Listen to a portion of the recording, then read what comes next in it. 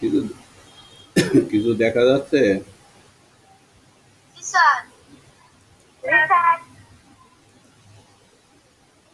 আচ্ছা, আজকে আমরা কি কোনটা পড়বো? দেখো, 46-47 পৃষ্ঠা। শত্রুরা তুলি থেকে একদম সম্ভব হবে পর্যন্ত। 46 এবং 47-46 পৃষ্ঠা থেকে আমরা 47 পৃষ্ঠা।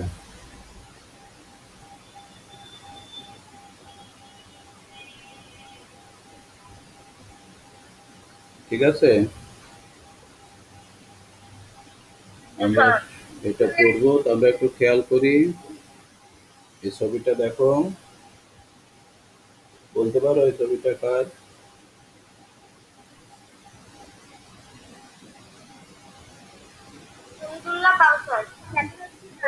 আচ্ছা, শহীদুল্লাহ কায়সার। ছবিটা হলো শহীদুল্লাহ কায়সারের। তিনি ছিলেন একজন লেখক ও সাংবাদিক। হ্যাঁ, তিনি ছিলেন এখন লেখক ও সাংবাদিক। শত্রুরা কি করেছিল? শত্রুরা তুলে নিয়ে যায় প্রখ্যাত লেখক সাংবাদিক শহীদুল্লাহ কায়সারকে।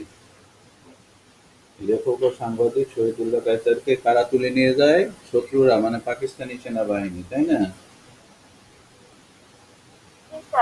আচ্ছা, তাহলে আমরা দেখলাম যে শহীদুল্লাহ কায়সার লেখক সাংবাদিক, একে শত্রুরা পাকিস্তান সেনাবাহিনীরা তুলে নিয়ে যায় কখন? 1971 সালে। কত? 14ই ডিসেম্বর, তাই না? এইখানে এই ছবিগুলো দেখো,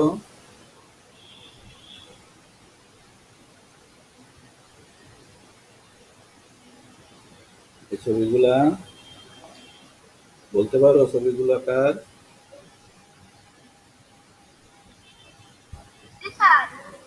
প্রথম ছবিটা কার? ফজলে রাব্বি, এ ছিল একজন চিকিৎসক। তারপরে ছবিটা হলো আব্দুল আলিম চৌধুরী। আব্দুল আলিম চৌধুরী। তারপরে ছবিটা হলো আনম ও গোলাম মুস্তফা। ফজলে রাব্বি, আব্দুল আলিম চৌধুরী, আনম ও গোলাম মুস্তফা, এরা সবাই ছিল চিকিৎসক। এরা সবাই ছিল চিকিৎসক। ফজলে রাব্বি, আব্দুল আলিম চৌধুরী, আর মোহাম্মদ মুর্তজা। এটা ছিল মোহাম্মদ মুর্তজা।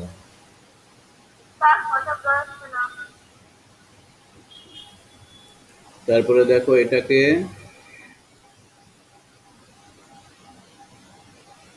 এটা হলো সিরাজ উদ্দিন, সাংবাদিক সিরাজ উদ্দিন হোসেন। তারপরে নিজামুদ্দিন আহমেদ। তারপরে হলো আনম ও গোলাম মোস্তফা। তিনজন। এরা ছিল কি?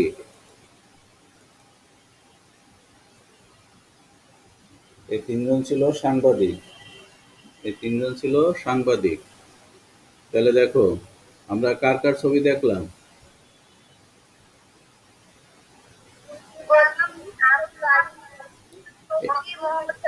এইখানে দেখলাম তিনজনের ছবি, আগে দেখলাম তিনজন, ফজলে রাব্বি, আব্দুল আলিম চৌধুরী, মোহাম্মদ মোর্তজা। আর পরে দেখলাম তাদের ছবি সিরাজউদ্দিন হোসেন, নিজামুদ্দিন আহমদ, আর হলো আনম ও গোলাম মোস্তফা। এরা এরা তিনজন ছিল সাংবাদিক, আর আগের তিনজন ছিল চিকিৎসক। এদেরকে কি করেছিল?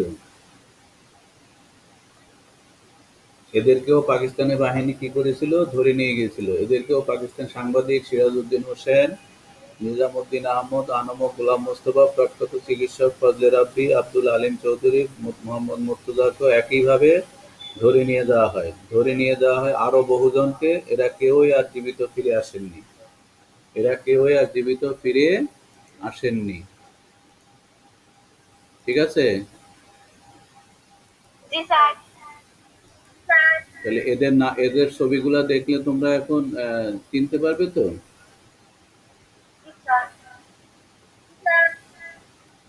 আসলে এই পাকিস্তানি বাহিনী এদের সবাইকে ধরে নিয়ে গিয়েছিল। ধরে নিয়ে গিয়ে তাদেরকে হত্যা করেছিল। তারা আর কেউই জীবিত ফিরে আসেনি। এবং এই শুধু এই এই কয়জন কেন, আরো বহুজনকে ধরে নিয়ে গেছিল। এরা কেউই জীবিত ফিরে আসেননি। তাহলে আমরা নামগুলো দেখলাম। প্রথমে আমরা দেখলাম কার ছবি? কার ছবি দেখলাম? শহীদ শহীদুল্লাহ কায়সার। প্রথমে দেখলাম শহীদুল্লাহ কায়সার। তারপরে দেখলাম কি? সিরাজউদ্দিন হোসেন, নিজামুদ্দিন আহমদ, আর আনম ও গোলাম মোস্তফা। এরপরে দেখলাম ফজলে রাব্বি, আব্দুল আলিম চৌধুরী, আর মোহাম্মদ মোর্তজা। এদের ছবিও দেখলাম, তাই না? তো এরা কারা? এরা হলো আমাদের বুদ্ধিজীবী ছিল। এরা ছিল আমাদের বুদ্ধিজীবী। এদেরকে কি করেছিল? এদেরকে ধরে নিয়ে গেছিল পাকিস্তানি বাহিনী, এবং ধরে নিয়ে যাওয়া আরো বহুজনকে ধরে নিয়ে গেছিল, কিন্তু এরা কেউ ফিরে আসেনি। তার মানে জীবিত ফিরে আসেনি। এদেরকে সবাইকে হত্যা করা হয়েছিল। ঠিক আছে? এরপরে আরো আমরা দেখি। হ্যাঁ, বলো।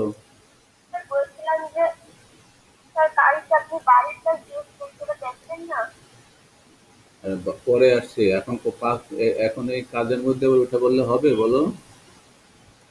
এবার দেখো এই ছবিটা দেখো। এটা কিসের ছবি বলতে পারো?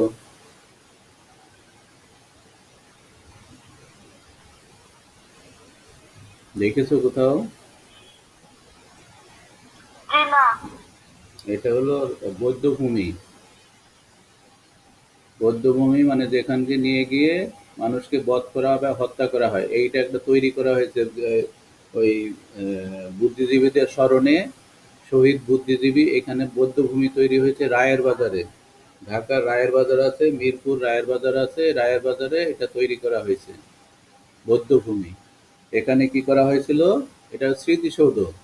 মানে বুদ্ধিজীবীদের এখানে কি করা হয়েছিল? এখানে ওই আমাদের বুদ্ধিজীবীদের ধরে নিয়ে এখানে গিয়ে হত্যা করা হয়েছিল। এই জন্য পরবর্তীতে দেশ স্বাধীন হওয়ার পরে এ সকল অনেকের ক্ষতবিক্ষত লাশ পাওয়া যায় এই মিরপুর রায়ের বাজার বৌদ্ধভূমিতে। আবার অনেকের কোনো সন্ধান হয় এই বৌদ্ধভূমিতেই অনেকের সন্ধান, মানে কি পাওয়া গেছিল? ক্ষতবিক্ষত লাশ।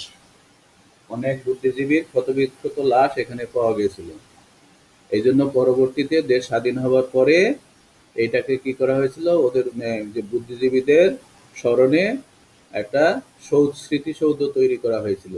এটা হলো রায়ের বাজার বৌদ্ধভূমি। এবার চিনতে পেরেছো? এবার মনে থাকবে যে এটা কি?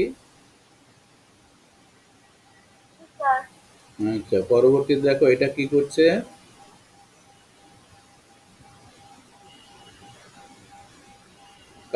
কারো কারো স্মরণে কি করছে? ফুলের মালা দিচ্ছে, তাই না? এখানে আমাদের এই যে প্রধানমন্ত্রী এবং আমাদের রাষ্ট্রপতি কি দিচ্ছে? ফুলের মালা দিচ্ছে। কাদের উদ্দেশ্যে দিচ্ছে? আমরা কি করি? এই বুদ্ধিজীবীদের এই যে এইটা এইখানে কিন্তু রায়ের বাজার বৌদ্ধভূমিতে এই যে এই স্মৃতিসৌধে এই ফুল দিচ্ছে প্রধানমন্ত্রী এবং রাষ্ট্রপতি। এরা যে ফুল দিচ্ছে, এবং এই ফুল দেওয়ার কারণ কি? স্মরণ করা। আমরা কবে স্মরণ করি বুদ্ধিজীবীদের? কোন দিনে? আমরা শুধু এই প্রধানমন্ত্রী, আমরা প্রেসিডেন্ট এবং প্রধানমন্ত্রী স্মরণ করে না, আমরাও স্মরণ করি। আমরাও কিন্তু এই দিবসটা পালন করি। তাহলে আমরা এই দিবসটা তাদের স্মরণে প্রতি বছর আমরা 14ই ডিসেম্বর পালন করি শহীদ বুদ্ধিজীবী দিবস। প্রতি বছরে কি করি আমরা 14ই ডিসেম্বর আমরা পালন করি শহীদ বুদ্ধিজীবী দিবস পালন করি। এই যে দেখাচ্ছে এখানে একটা সেই সেই দিবস পালনের একটা ছবি দেখা যাচ্ছে। তাদের স্মরণে কি ফুলের মালা উপহার দেওয়া হোক, মানে ফুলের মালা দেওয়া হচ্ছে তাদের স্মৃতিসৌধে তাদের স্মরণ করার জন্য। ফুল পবিত্র জিনিস, সেই জন্য ফুল দিয়ে তাদেরকে স্মরণ করা হচ্ছে। তাহলে তাদের স্মরণে প্রতি বছর আমরা কি করি 14ই ডিসেম্বর আমরা পালন করি শহীদ বুদ্ধিজীবী দিবস। এরা সব দেখো এইসব এরা কি কারা, এরা বুদ্ধিজীবীরা, তাই না?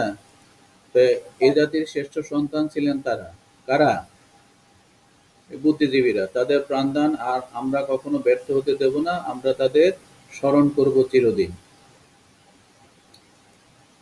দেশ ও মাতৃভাষার জন্য ত্যাগের মহান আদর্শ তারা স্থাপন করে গেছেন, আমরা সেই আদর্শ অনুসরণ করে নিজেদের যোগ্য মানুষ রূপে গড়ে তুলব, তবেই তাদের ঋণ শোধ করা সম্ভব হবে।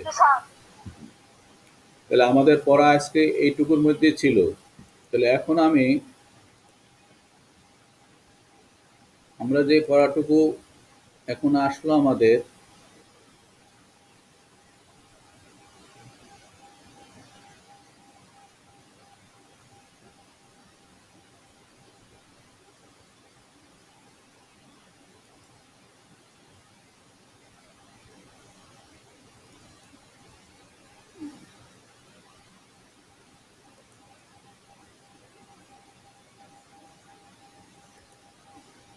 তাহলে আমি এখন পড়বো। এই যে পড়াটুকু আমরা দেখলাম এখন আমরা একটু পড়বো। আমি পড়ার পরে তোমরা পড়বে, ঠিক আছে? তোমরা একটু খেয়াল করো বইটা, বইয়ের যেখান থেকে পড়া শুরু হবে সেখানে পড়ার নিচে আঙুল দিয়ে তোমরা অনুসরণ করো। শত্রুরা তুলে নিয়ে যায় প্রখ্যাত লেখক সাংবাদিক শহীদুল্লাহ কায়সারকে। সাংবাদিক সিরাজউদ্দিন হোসেন, নিজামুদ্দিন আহমদ, আনম ও গোলাম মোস্তফা, প্রখ্যাত চিকিৎসক ফজলে রাব্বি, আব্দুল আলিম চৌধুরী, মোহাম্মদ মুর্তজাকেও একইভাবে ধরে নিয়ে যাওয়া হয়। ধরে নিয়ে যাওয়া হয় আরও বহুজনকে, এরা কেউই আর জীবিত ফিরে আসেননি। দেশ স্বাধীন হবার পর এ সকল বুদ্ধিজীবীর অনেকের ক্ষতবিক্ষত লাশ পাওয়া যায় মিরপুর ও রায়ের বাজার বধ্যভূমিতে, আবার অনেকের কোনো সন্ধানও পাওয়া যায়নি। তাদের স্মরণে প্রতি বছর আমরা 16ই ডিসেম্বর আমরা পালন করি শহীদ বুদ্ধিজীবী দিবস। এ জাতির শ্রেষ্ঠ সন্তান ছিলেন তারা, তাদের প্রাণদান আমরা কখনো ব্যর্থ হতে দেব না, আমরা তাদের স্মরণ করব চিরদিন। দেশ ও মাতৃভাষার জন্য ত্যাগের মহান আদর্শ তারা স্থাপন করে গেছেন, আমরা সেই আদর্শ অনুসরণ করে নিজেদের যোগ্য মানুষ রূপে গড়ে তুলব, তবেই তাদের ঋণ শোধ করা সম্ভব হবে। তাহলে এইটুকু তো তোমরা এখন পড়তে পারবে? জি স্যার। হুম। জি স্যার।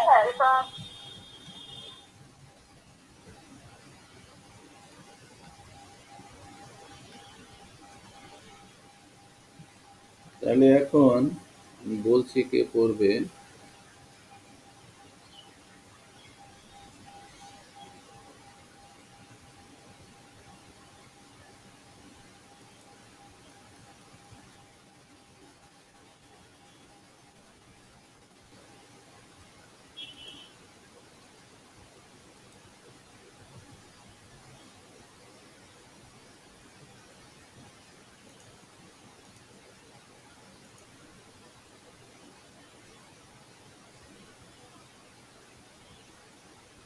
সাদিয়া পড়ো।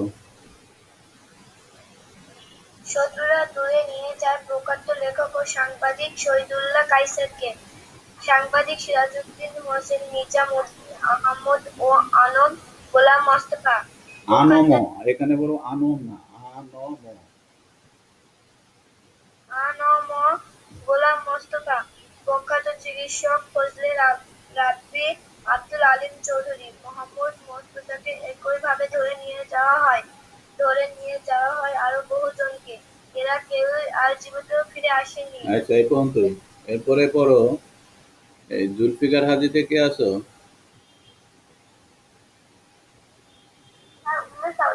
আচ্ছা উম্মে সালমা নাকি? হ্যাঁ পড়ো তুমি। আচ্ছা পড়ো। দেশ স্বাধীন হবার পরে 47 পৃষ্ঠায়। খেয়াল রাখতে হবে তো কোথায় পড়া হচ্ছে, এটাই তো পড়ার সিস্টেম। হুম।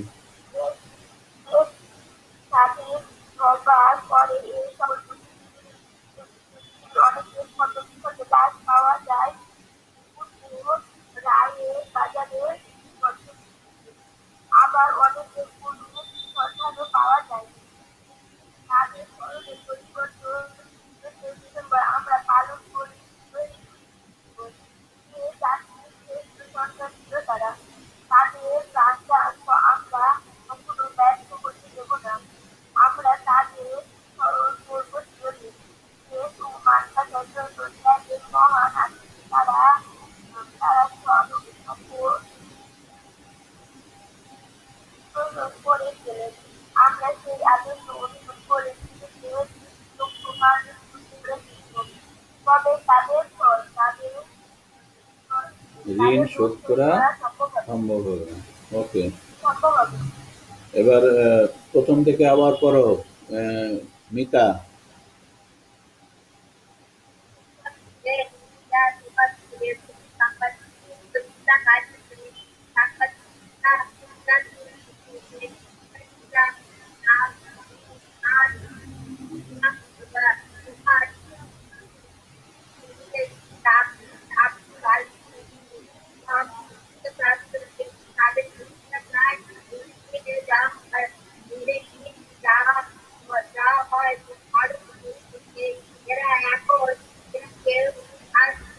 আচ্ছা, ঠিক আছে, এই পর্যন্তই থাক। এবার পরবর্তীটুকু করো, রেহান। ওকে। দেশ স্বাধীন হওয়ার পরে সকল বুদ্ধিজীবীর অনেকের ক্ষতবিক্ষত লাশ পাওয়া যায় মিরপুর ও রায়ের বাজারের বধ্যভূমিতে। আবার অনেকের কোনো সন্ধানে পাওয়া যায়নি। তাদের স্মরণে প্রতি বছর 14ই ডিসেম্বর আমরা পালন করি শহীদ বুদ্ধিজীবী দিবস। এই জাতির শ্রেষ্ঠ সন্তান তারা। তাদের প্রাণদান আমরা কখনো ব্যর্থ হতে দেব না। আমরা তাদের স্মরণ করব চিরদিন। দেশ ও মাতৃভাষার জন্য ত্যাগের মহান আদর্শ তারা স্থাপন করে গেছেন। আমরা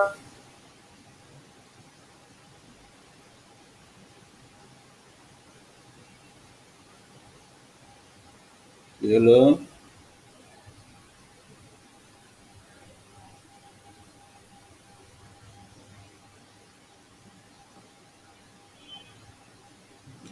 কি সুন্দর।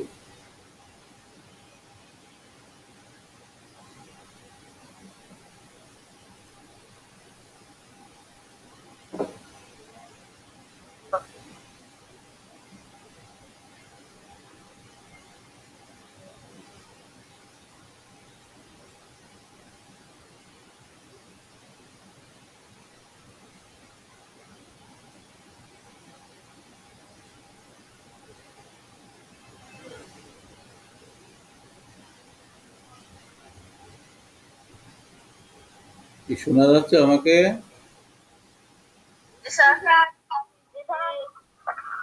আচ্ছা, এবার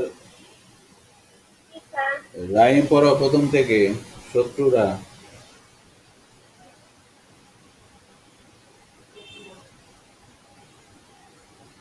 46 পৃষ্ঠায়। সাংবাদিক শহীদুল্লাহ সাংবাদিক সিরাজউদ্দিন হোসেন, নিজামুদ্দিন আহমদ ও এএনএম আনমো, আনমো, ও আনম আনমো, আনমো। হুম, আনম হুম, গোলাম মুস্তাফা, হুম। প্রখ্যাত চিকিৎসক ফজলে রাব্বি, আব্দুল আলী চৌধুরী, মোহাম্মদ মর্তজাকেও এইভাবে ধরে নিয়ে যাওয়া একইভাবে, হয়। একইভাবে। ধরে নিয়ে যাওয়া হয় আরো রঙিন একই। এরা কেউই আর জীবিত ফিরে আসেনি। আচ্ছা, ঠিক আছে। দেশ স্বাধীন হবার পরে সকল বুদ্ধিজীবীর অনেকের ক্ষতবিক্ষত লাশ পাওয়া যায় মিরপুর ও রায়ের বাজারের বধ্যভূমিতে। আবার অনেকের কোনো সন্ধান পাওয়া যায়নি। আচ্ছা, ঠিক আছে, এই পর্যন্ত, এই পর্যন্তই, এই পর্যন্তই। এবার বাকি ইফরাত করো বাকিটুকু, তাদের স্মরণে। তাদের স্মরণে প্রতি বছর 14ই ডিসেম্বর আমরা পালন করি শহীদ বুদ্ধিজীবী দিবস। এ জাতির শ্রেষ্ঠ সন্তান ছিলেন তারা। তাদের প্রাণদান আমরা কখনো ব্যর্থ হতে দেব না। আমরা তাদের স্মরণ করব চিরদিন। দেশ ও মাতৃভাষার জন্য ত্যাগের মহান আদর্শ তারা স্থাপন করে গেছেন। আমরা সেই আদর্শ অনুসরণ করে নিজেদের যোগ্য মানুষ রূপে গড়ে তুলব। তবেই তাদের ঋণ শোধ করা সম্ভব হবে। সোহানা, প্রথম থেকে, শত্রুরা।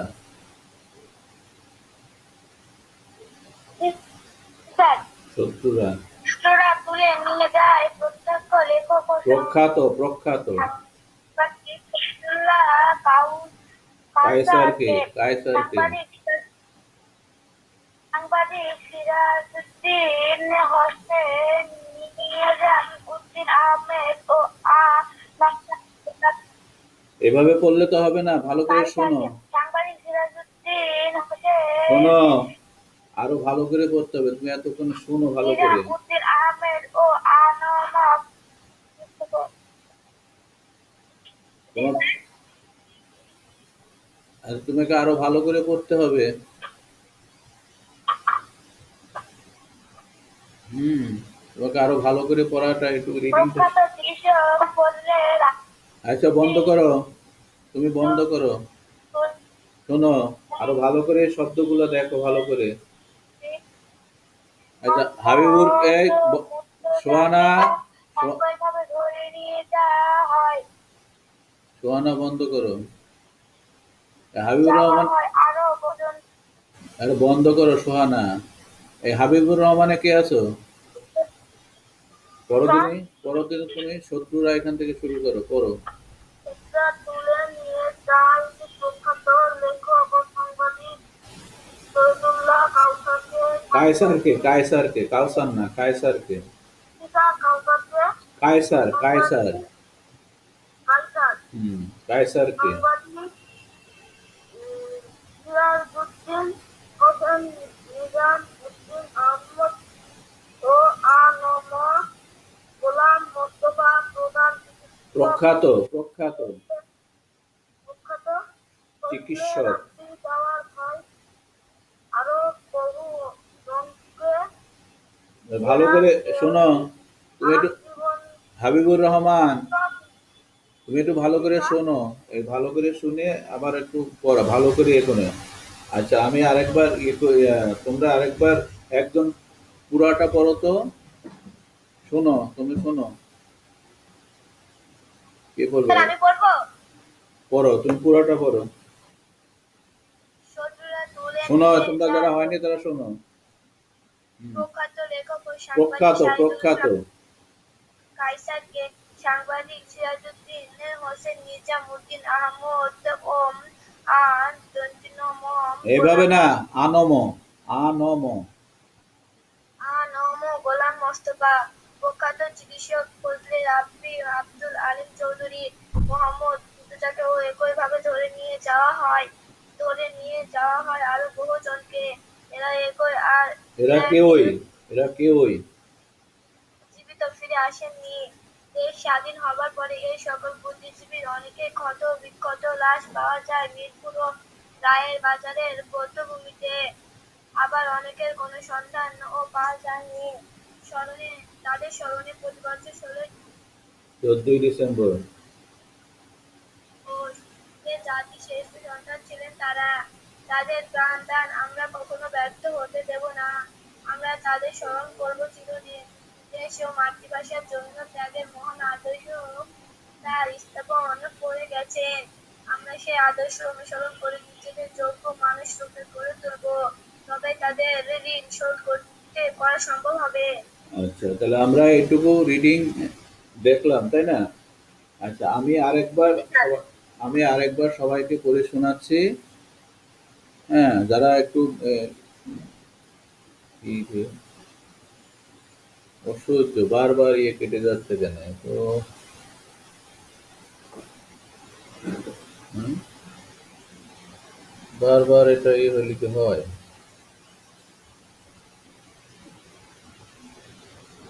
শোনা যাচ্ছে আমাকে? আচ্ছা আমি একটু পড়ি, তোমরা সবাই অনেকেরই হয়নি পড়া রিডিং ভালো মতো। আমি একটু পড়ে শোনাচ্ছি, তোমরা আরেকবার শোনো, শব্দগুলো ভালো করে খেয়াল করবে। শত্রুরা তুলে নিয়ে যায় প্রখ্যাত লেখক সাংবাদিক শহীদুল্লাহ কায়সারকে।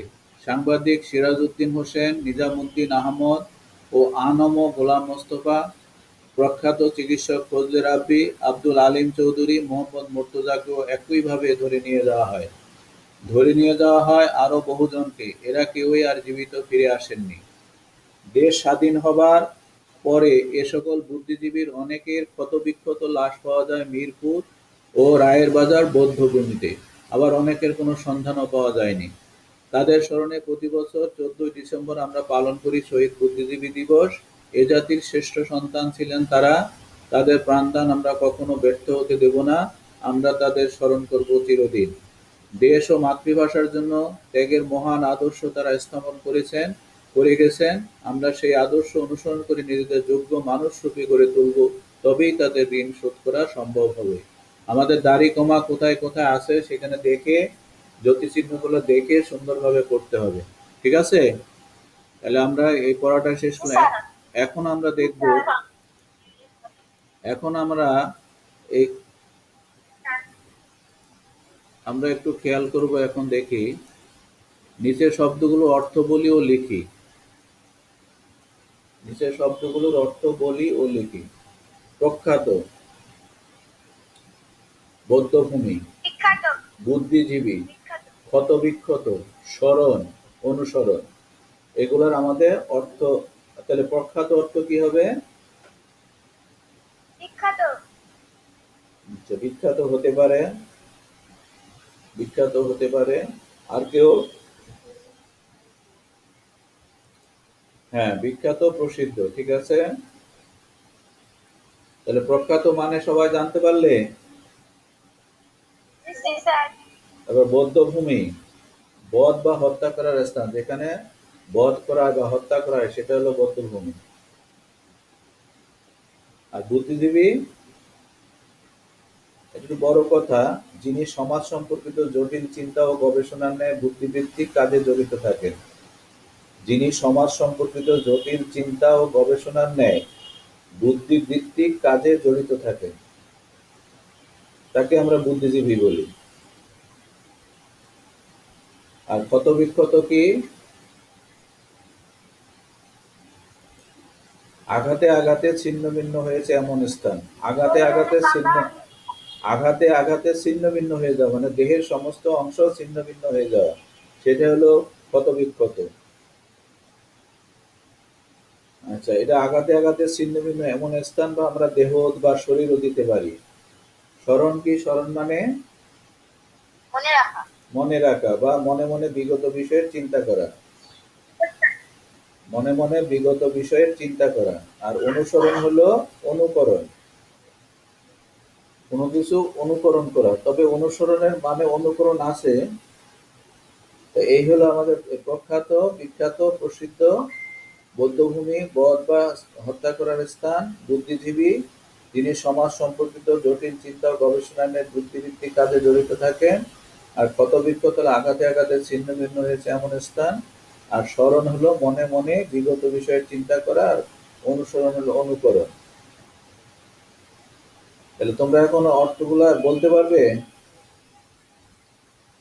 জি স্যার, তাহলে এখন এটা লিখে নেবে না স্ক্রিনশট নেবে?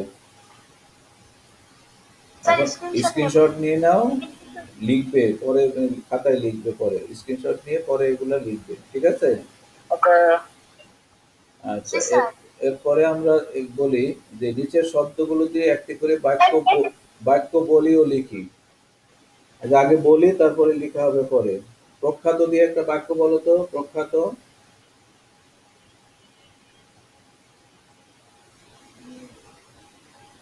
তিনি একজন প্রখ্যাত সাংবাদিক। তিনি একজন প্রখ্যাত সাংবাদিক। ওকে, হ্যাঁ, তিনি একজন প্রখ্যাত সাংবাদিক। হলো, হতে পারে, মানে হয়েছে, সুন্দরী হয়েছে। তাহলে প্রখ্যাতদের সবাই শুনলে তো বাক্যটা? জি। এইভাবে সবাই একটা করে বাক্য তৈরি করতে পারবে না? জি স্যার, আচ্ছা, বধ্যভূমি, বধ্যভূমি দিয়ে একটা বাক্য বলো। জি স্যার, বধ্যভূমি দিয়ে একটা বাক্য বলো।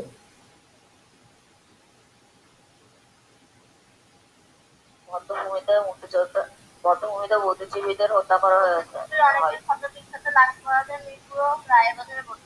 এত বড় বাক্য বই থেকে বললে হবে না, নতুন করে বলো। যেমন এখানে বলা হইলো কি, বধ্যভূমিতে বুদ্ধিজীবীদের হত্যা করা হয়েছে। ঠিক আছে, সহজ বাক্য হলো। এভাবে ছোট ছোট বাক্য নিজেরা বলতে হবে, বইয়ের বাক্য সরাসরি বলার দরকার নেই। বুদ্ধিজীবী দিয়ে একটা বাক্য বলো। 14 ডিসেম্বর শহীদ বুদ্ধিজীবী দিবস পালন করি। 14 ডিসেম্বর শহীদ বুদ্ধিজীবী দিবস। ওকে, কত বিখ্যাত? দেশ স্বাধীন হবার পরে বুদ্ধিজীবী অনেকের ক্ষতবিক্ষত লাশ বইয়ের কথা বাদ দিয়ে বলতে পারছো না? বইটাকে একটু গুছিয়ে অন্যভাবে বলো। হ্যাঁ, আর শরীরে অনেক ক্ষতবিক্ষত আঘাতে আঘাতে ছিন্ন ভিন্ন হয়েছে এমন স্থান। আরে না, ওটা তো অর্থ হলো, ক্ষত বিক্ষত একটা বাক্য রচনা করতে হবে। তার শরীরে অনেক ক্ষতবিক্ষত ছিল হয়েছে। এ- আঘাতে আঘাতে ছিন্ন ভিন্ন হয়েছে এমন স্থান। এটা তো শব্দার্থ। আমি বলছি এটা দিয়ে একটা বাক্য তৈরি করতে হবে।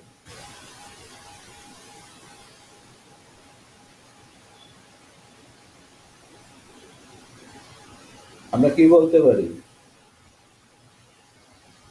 যুদ্ধের পরে অনেক ক্ষতবিক্ষত লাশ দেখতে পাওয়া যায়। যুদ্ধের পরে অনেক ক্ষতবিক্ষত লাশ দেখতে পাওয়া যায়, তাই না? পাওয়া যায় না যুদ্ধের পরে? জি স্যার। হ্যাঁ। স্যার, আচ্ছা, এবার স্মরণ। আমরা বুদ্ধিজীবীদের স্মরণ করি। আমরা বুদ্ধিজীবীদের স্মরণ করি। আচ্ছা, হইতে পারে। অনুসরণ। আমরা আমরা মহৎ লোকের আদর্শ অনুসরণ করব।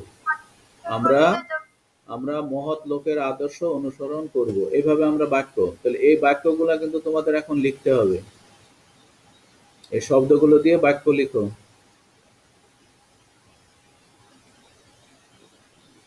5 মিনিটের মধ্যে লিখে ফেলবে। লিখো, বাক্য লেখা শুরু করো।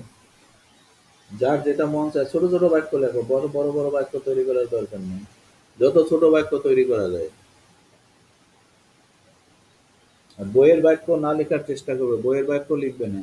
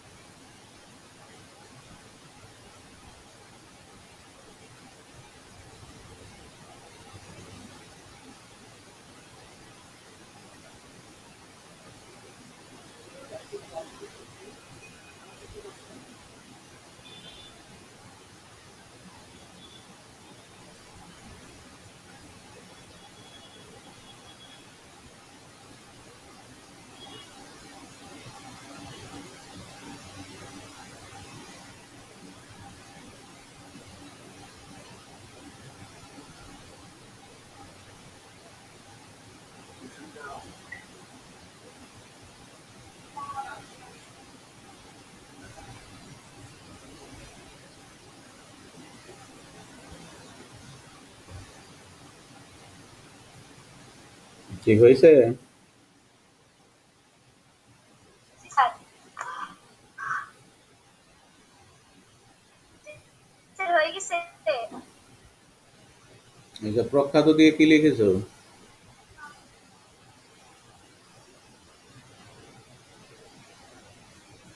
শাহিদুল্লাহ একজন প্রখ্যাত সাংবাদিক। আচ্ছা হলো, ঠিক আছে। তার বৌদ্ধভূমি?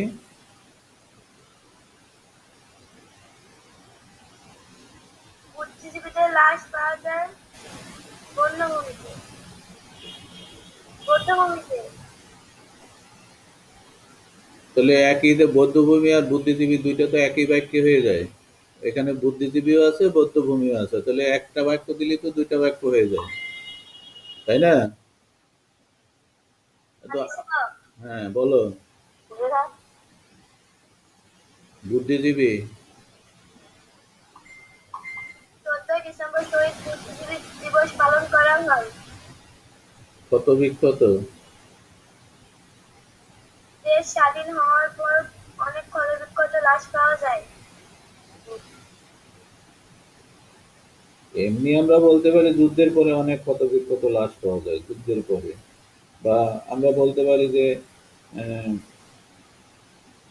নদীর পাড়ে অনেক ক্ষত বিক্ষত লাশ পড়ে আছে।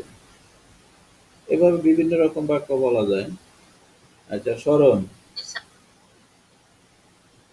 আমরা বুদ্ধিজীবীদের স্মরণ করি। করি। আচ্ছা, অনুসরণ।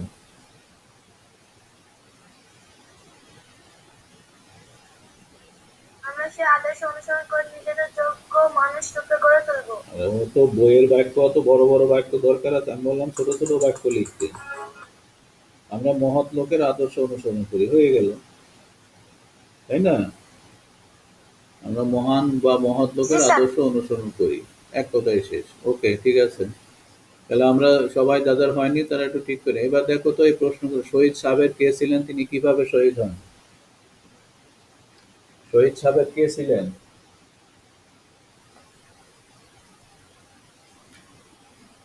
বলতে পারো? এর আগের পড়া ছিল শহীদ সাহেব কে ছিলেন। সাবের নাম হলো সাবের, কে ছিলেন সাবের? শহীদ সাবের কে ছিলেন?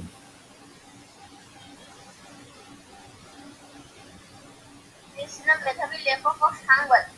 একজন লেখক ও সাংবাদিক। লেখক ও সাংবাদিক। আর তিনি কিভাবে শহীদ হন?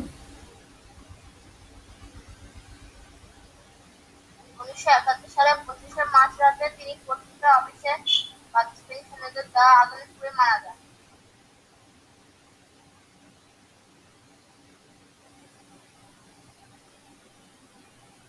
দৈনিক সংবাদের অফিস ছিল, সেই দৈনিক সংবাদের অফিসে 25শে মার্চের রাতে পাকিস্তানি সৈন্যরা দৈনিক সংবাদ অফিসে আগুন দেয়। আর শহীদ লেখক ও সাংবাদিক শহীদ সাহেবের সে রাতে ওই অফিসে ঘুমাচ্ছিলেন। তিনি ঘুমন্ত অবস্থায় সংবাদ অফিসে পুড়ে তিনি মারা যান। এভাবেই তিনি শহীদ হন। আমরা কেন চিরদিন শহীদ বুদ্ধিজীবীদের স্মরণ করব?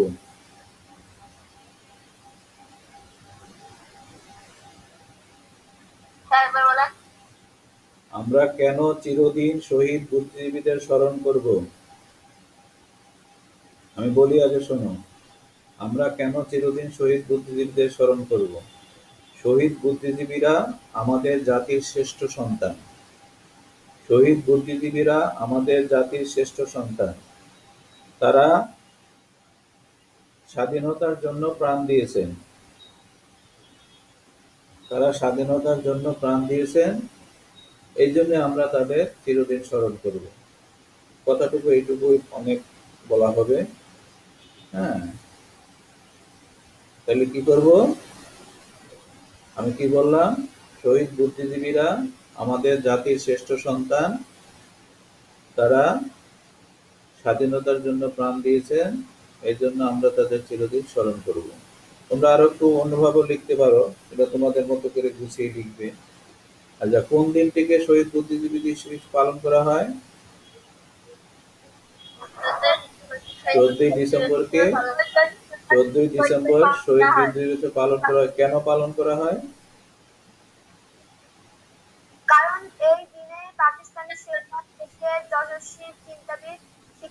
সৃষ্টিশীল মানুষের তুলে নিয়ে গিয়ে হত্যা করেছিলেন?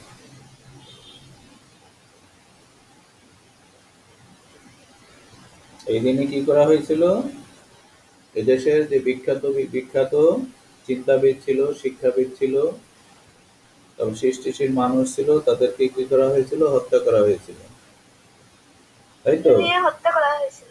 এবং তারা জি ছিল স্যার। এই জাতির শ্রেষ্ঠ সন্তান, এই জন্য আমরা তাদেরকে স্মরণ করব। এই দিনটা, এই দিনটিতে তাদের স্মরণ করে এই দিবসটি পালন করব। যেহেতু 14ই ডিসেম্বরে সকলকে ধরে নিয়ে যাওয়া হয়েছিল, তাই না? তাহলে ওকে, তাহলে আমরা আজকে যেটুকু পড়া পড়লাম সেইটুকু থেকে আমরা যা কিছু শিখতে পারলাম, জানতে পারলাম, কিছু শব্দের অর্থ জানলাম, কিছু বাক্য জানলাম এবং রিডিং পড়াটা পড়লাম, ঠিক আছে? তাহলে আর কিছু প্রশ্নের উত্তরও আমরা জানলাম। তাহলে আজকে আমাদের কালকে তোমাদের কাজ হলো স্মরণীয় যারা চিরদিন পুরো পাঠটি পড়ে আসবে, মানে প্রথম থেকে শেষ পর্যন্ত পড়ে আসবে পুরো পাঠটি। ওকে, এটা একদম প্রথম থেকে শেষ পর্যন্ত পুরো পাঠটি তোমরা আজকে আগামী দিন পড়ে আসবে। তো বাংলার কাজ এখানেই শেষ করব। সবাইকে বাংলা ক্লাসে অংশগ্রহণ করার জন্য ধন্যবাদ। এবার আমরা পরবর্তী ক্লাসে যাব। আমার ইংরেজি বইটা সামনে নিতে হবে এবার তোমাদের। এবার আমরা ইংরেজি ক্লাসে যাব।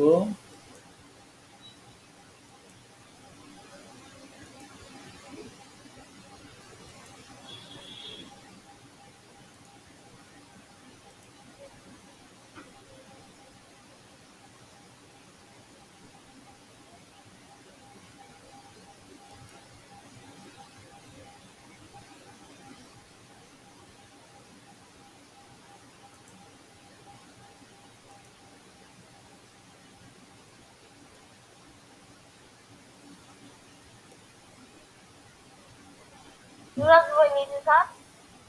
হ্যাঁ, নুরাজ বই নিয়েছে। নেও, দাঁড়াও, আমি বলছি কি করতে হবে।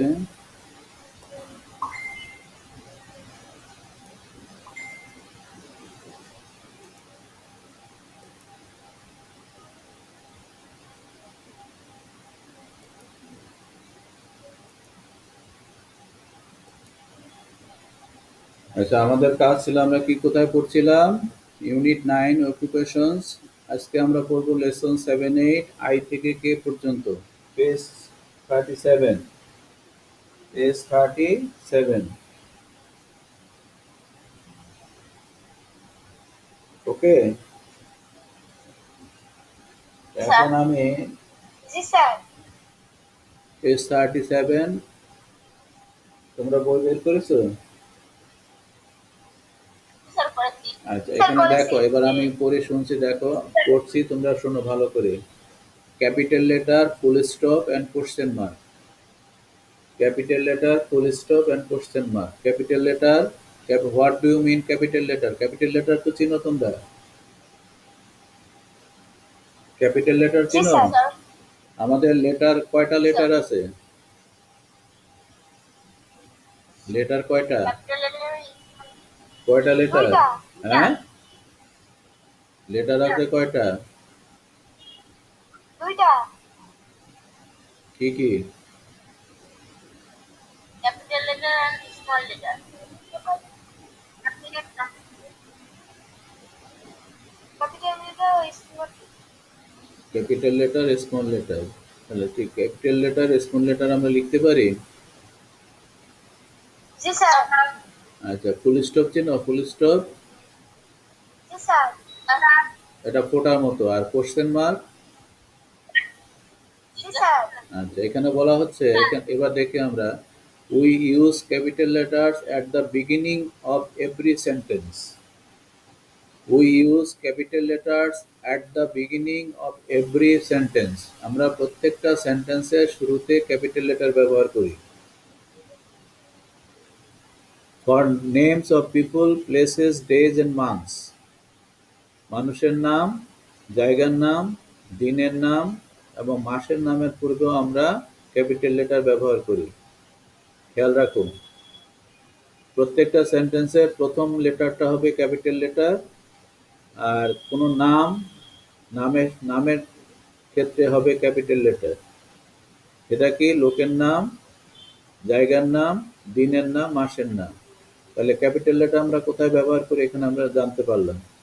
We use a full stop at the end of a sentence that at the end of the sentence that কি বলে আমরা ফুল স্টপ কোথায় ব্যবহার করি প্রত্যেকটা সেন্টেন্সের শেষে that tells something যা কিছু বলে gives a command নির্দেশ দেয় makes a statement বর্ণনা দেয় gives a command makes a statement তাহলে কি বললো কিছু বলে কিছু নির্দেশ করে কিছু বর্ণনা করে শেষের ক্ষেত্রে আমরা কি করি কি ব্যবহার করি ফুল স্টপ ব্যবহার করি full stop We use a question mark at the end of a sentence that asks for information. আমরা কোশ্চেন মার্ক ব্যবহার করি একটা সেন্টেন্সের শেষে কোশ্চেন মার্ক ব্যবহার করি যখন সেটা আমাদের কিছু ইনফরমেশন বা তথ্য জিজ্ঞাসা করে যখন আমাদের কিছু জিজ্ঞাসা করা হয় তখন আমরা ব্যবহার করি কোশ্চেন মার্ক। তাহলে আমরা কি কি শিখলাম ক্যাপিটাল লেটার কোথায় ব্যবহার করি শুনতে পাচ্ছ শোনা যাচ্ছে জি স্যার। ক্যাপিটাল লেটার কোথায় ব্যবহার করি সেন্টেন্সের প্রথমে জি স্যার। আর কি নামের লেটারের আগে নামের আগে কিছু কিছু নামের আগে লোক জায়গা দিন মাসের নামের আগে আর আমরা ফুল স্টপ কোথায় ব্যবহার করি সেন্টেন্সের শেষে যে সেন্টেন্স কিছু বলে শেষে কিছু নির্দেশ করে কিছু বর্ণনা করে সেখানে আমরা ফুল স্টপ ব্যবহার করি আর কোশ্চেন মার্ক ব্যবহার করি যখন কিছু জিজ্ঞাসা করা হয় যখন কোনো কিছু জিজ্ঞাসা করে তখন কোশ্চেন মার্ক ব্যবহার করি ঠিক আছে আচ্ছা এখন দেখো আমি এখানে দুইটা সেন্টেন্স রেখেছি most of the people of Bangladesh live in village most of the people of Bangladesh হ্যাঁ দেখা যাচ্ছে না আচ্ছা ওকে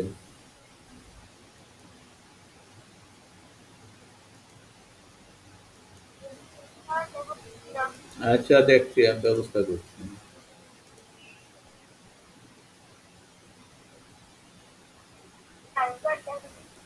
স্যার দেখা যাচ্ছে। জি স্যার দেখা যাচ্ছে। আচ্ছা জি স্যার দেখা যাচ্ছে। তাহলে most of the people of Bangladesh live in village এটা একটা sentence okay most of the people of Bangladesh live in village এটা একটা সেন্টেন্স দেখা যাচ্ছে তাই না এখানে দেখো এই যে মোস্ট মোস্ট এমটা কোন হাতের আছে এমটা কি ক্যাপিটাল লেটার না স্মল লেটার ক্যাপিটাল লেটার।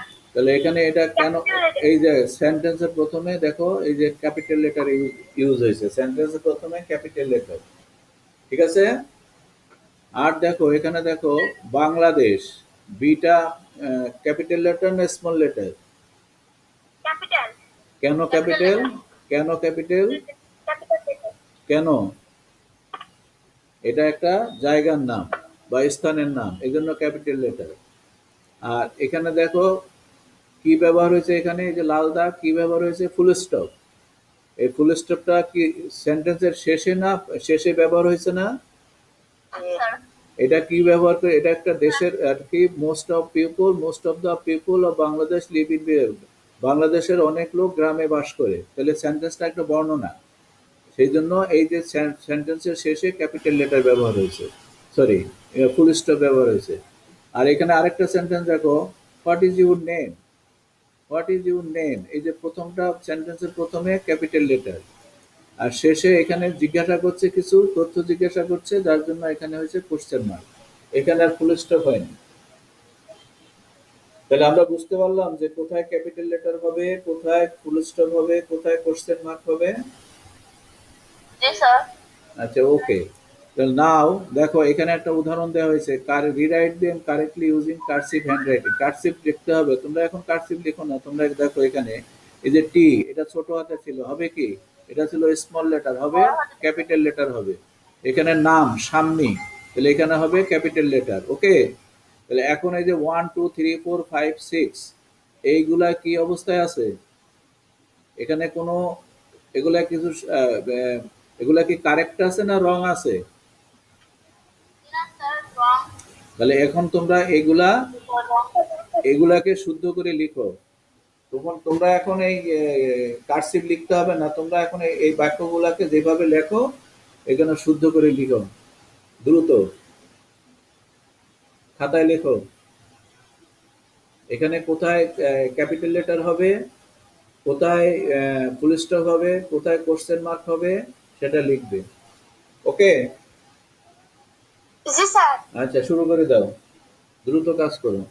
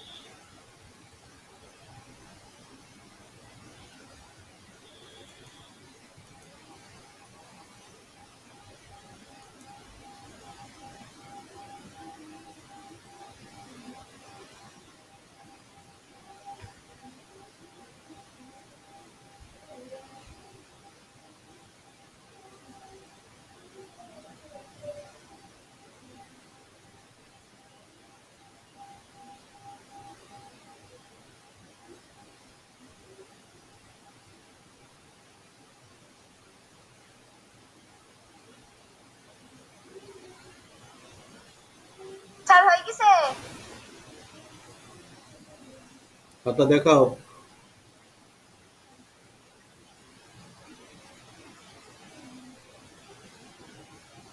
খাতাটা দেখাও তো, খাতা শো করো ভালো করে। আমি স্ক্রিনশট নিব, খাতা শো করো। হ্যাঁ, আচ্ছা, ওকে, ঠিক আছে, ওকে।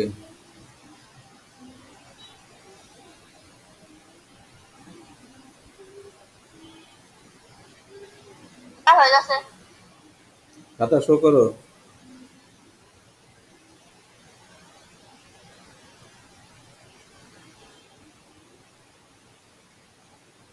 ভালো করে দেখাও পুরাটা। হ্যাঁ, আচ্ছা, ওকে, ওকে, ওকে, ঠিক আছে।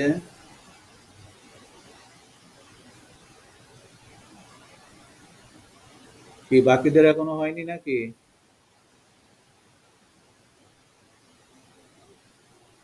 স্যার আর একটা বাকি আছে। তো করো তাড়াতাড়ি।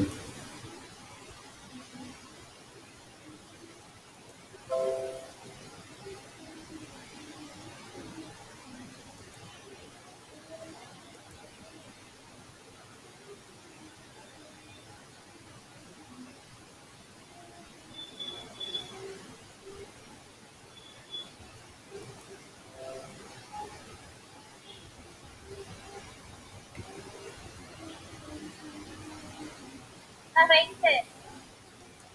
দেখাও, শো করো, খাতা শো করো ভালো করে। হ্যাঁ, ওকে, ঠিক আছে।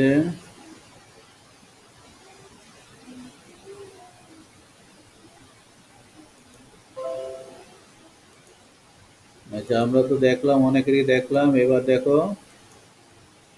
আচ্ছা, এবার এক কাজ দেখো তো, তো তোমাদের বাকি যাদের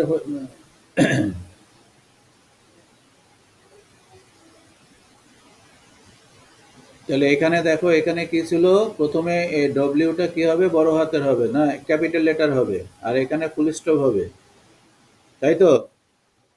তারপরে ডব্লিউটা বড় হাতের হবে, এখানে কি হবে, কোশ্চেন মার্ক। 2 নম্বরে, জি স্যার। 3 নম্বরে এখানে বড় হাতের টি, এখানে ক্যাপিটাল লেটার টি হবে, এখানে এম ও বড় ক্যাপিটাল লেটার হবে, তাই তো? তারপরে ফুল জি স্টপ স্যার। হবে, এখানে স্যার। ডব্লিউ বড় ক্যাপিটাল লেটার, আর এখানে কি হবে, question mark. I capital letter, ফ্রাইডেজের এফ ক্যাপিটাল লেটার, আর এখানে হবে কোশ্চেন মার্ক। উই, ডব্লিউ হবে ক্যাপিটাল লেটার, জুলাইয়ের জে হবে ক্যাপিটাল লেটার, এখানে হবে ফুল স্টপ। ওকে। জি স্যার। আচ্ছা, এখন এই যে এখানে একটা দেখো, তোমরা একটু খেয়াল করে দেখো, যে এখানে একটা কম্পোজিশন লেখা আছে। তোমরা স্ক্রিন দেখতে পাচ্ছ? জি স্যার, পাচ্ছি।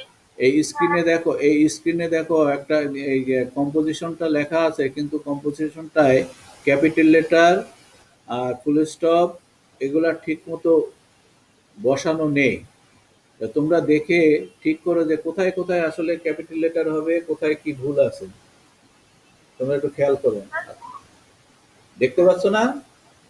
জি স্যার, পাচ্ছি। এবার দেখো, জি তোমরা স্যার। পুরা পুরা কম্পোজিশনটা দেখো, কোথায় কি ভুল আছে, আর কোথায় ক্যাপিটাল জি লেটার হবে, স্যার। কোথায় ফুল স্টপ হবে, এটা ইয়ে করো, ঠিক করো। স্যার, লিখবো? এটা, স্যার, লিখবো? হ্যাঁ, লিখে ফেলো, লিখে ফেললে কাজে লাগবে তোমাদের। তোমরা ইয়ে কারেক্ট করে লিখবে। স্যার, লিখবো? হ্যাঁ, লিখো, কারেক্ট করে লিখবে এটা।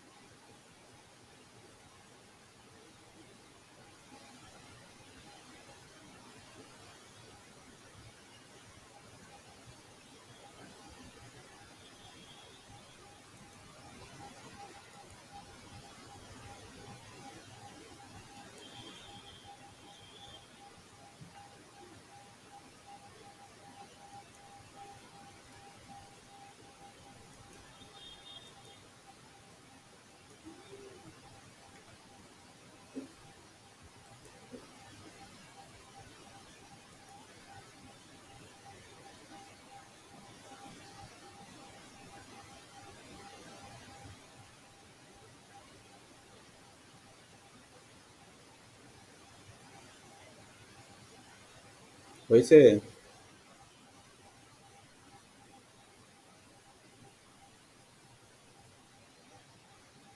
কি লেখা হয়েছে? স্যার হয়ে গেছে। তাহলে তুমি বলো এখানে কোথায় কোথায় সমস্যা আছে। স্যার সোনা এখানে এসটা বড় হতে হবে। তাহলে দি পার্সনস নেম ইজ সোমা, এখানে এসটা হবে ক্যাপিটাল লেটার। ওকে, একটা কারেকশন হলো। তারপরে কোথায় কারেকশন হবে? স্যার শি টিসেস, টিসেস এর পরে ফুল স্টপ হবে। ওকে ওকে। আর কোথায় কারেকশন আছে?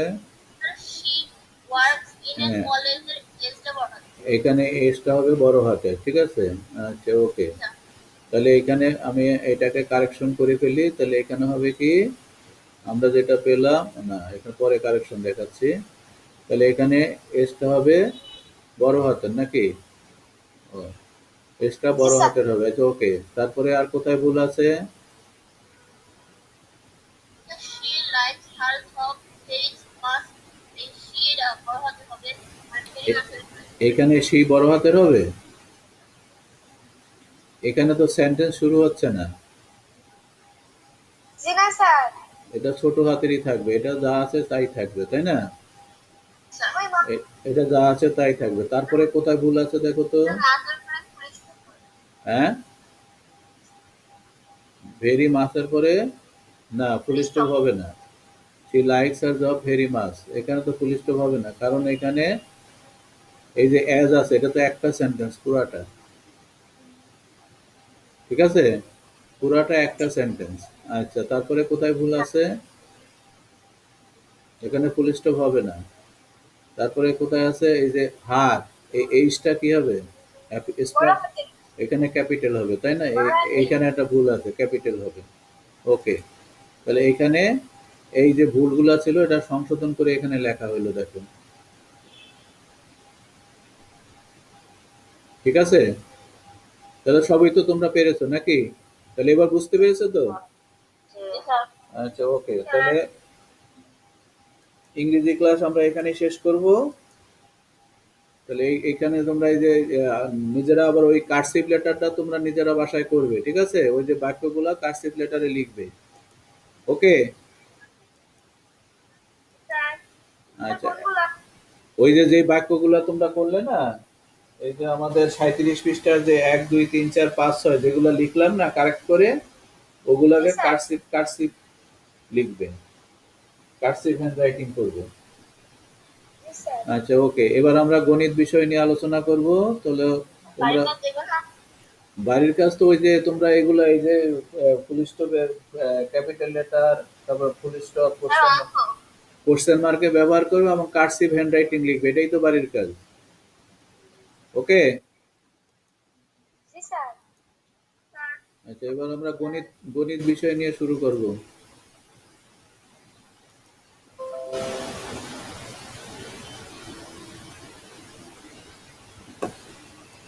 স্যার কালকে যেই আমাদের বাড়ির কাজ গুলো দিয়েছিলেন সেগুলো একটু দেখবেন হয়েছে ঠিক হয়েছে কিনা। আচ্ছা দেখছি, এগুলো পরে দেখবো। আমরা আগে এটা দেখে নেই, এটা কাজটা সেরে নেই, তারপরে দেখছি, হ্যাঁ। আর ফাঁকে ফাঁকে দেখে নিব। আচ্ছা ওকে। তাহলে আজকে আমাদের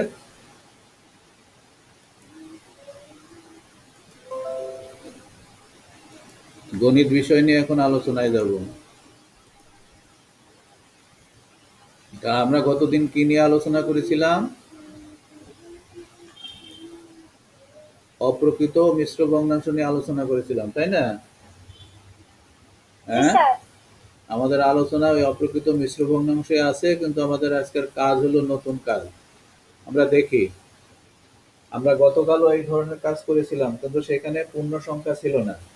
আজকে আমাদের আহ, আলোচনা আসবে পূর্ণ সংখ্যার সাথে আসবে। দেখো, 1 পূর্ণ 5/2 মিটার ও 5/4 মিটার দৈর্ঘ্যের দুইটি ফিতা একত্রে কত মিটার? তাহলে এখানে এই সমস্যাটা সমাধান করতে গেলে আমাদের কি করতে হবে? যোগ করতে হবে না বিয়োগ করতে হবে না ভাগ করতে হবে না গুণ করতে হবে? স্যার যখন আমরা একত্র করব তাহলে এর গাণিতিক বাক্য কি হবে? এর গাণিত আবার 2 এর 5 বলছো কেন? শোনো, কথা আমাদের শুদ্ধ করে বলবো। 1/2 এটা কোনো শব্দ না। তুমি বলবা 1/5/2, ঠিক আছে? বা স্যার, 1/5/2, 1/5/2 ও 5 ভাগের, আমরা সবসময় শুদ্ধভাবে বলার চেষ্টা করব।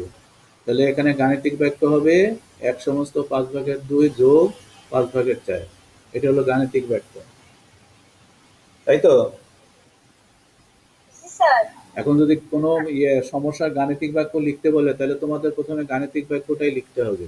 তাহলে গাণিতিক বাক্যটা কি হবে সেটাই হলো আসল কথা। সেটা যদি আমরা বুঝতে পারি, তাহলে আমরা সমস্যার সমাধান করতে পারবো। আচ্ছা দেখো, এবার আমরা একটা ছবিতে দেখাই এই জিনিসটা। দেখো, এই যে এখানে 1 2 2 মিটার পর্যন্ত, এখানে 1 মিটার 2 মিটার, দেখেছো? এই যে তোমাদের বইও আছে, বই করলেও দেখতে পাবা, আবার এখানেও দেখতে পাবা। তাহলে দেখো, এই যে এখানে এই পর্যন্ত আছে 1, তারপরে 2, এখানে 1 মিটার কল্পনা করা হয়েছে, এখানে 2 মিটার কল্পনা করা হয়েছে। তাহলে এখানে হলো প্রথমে হলো 1/5/2। তাহলে এই যে প্রত্যেকটা ঘরে কয় ভাগ আছে? 5 ভাগ। 5 ভাগ। তাহলে এখানে 2 ভাগ, 5 ভাগের 2 ভাগ কোনটুকু হবে?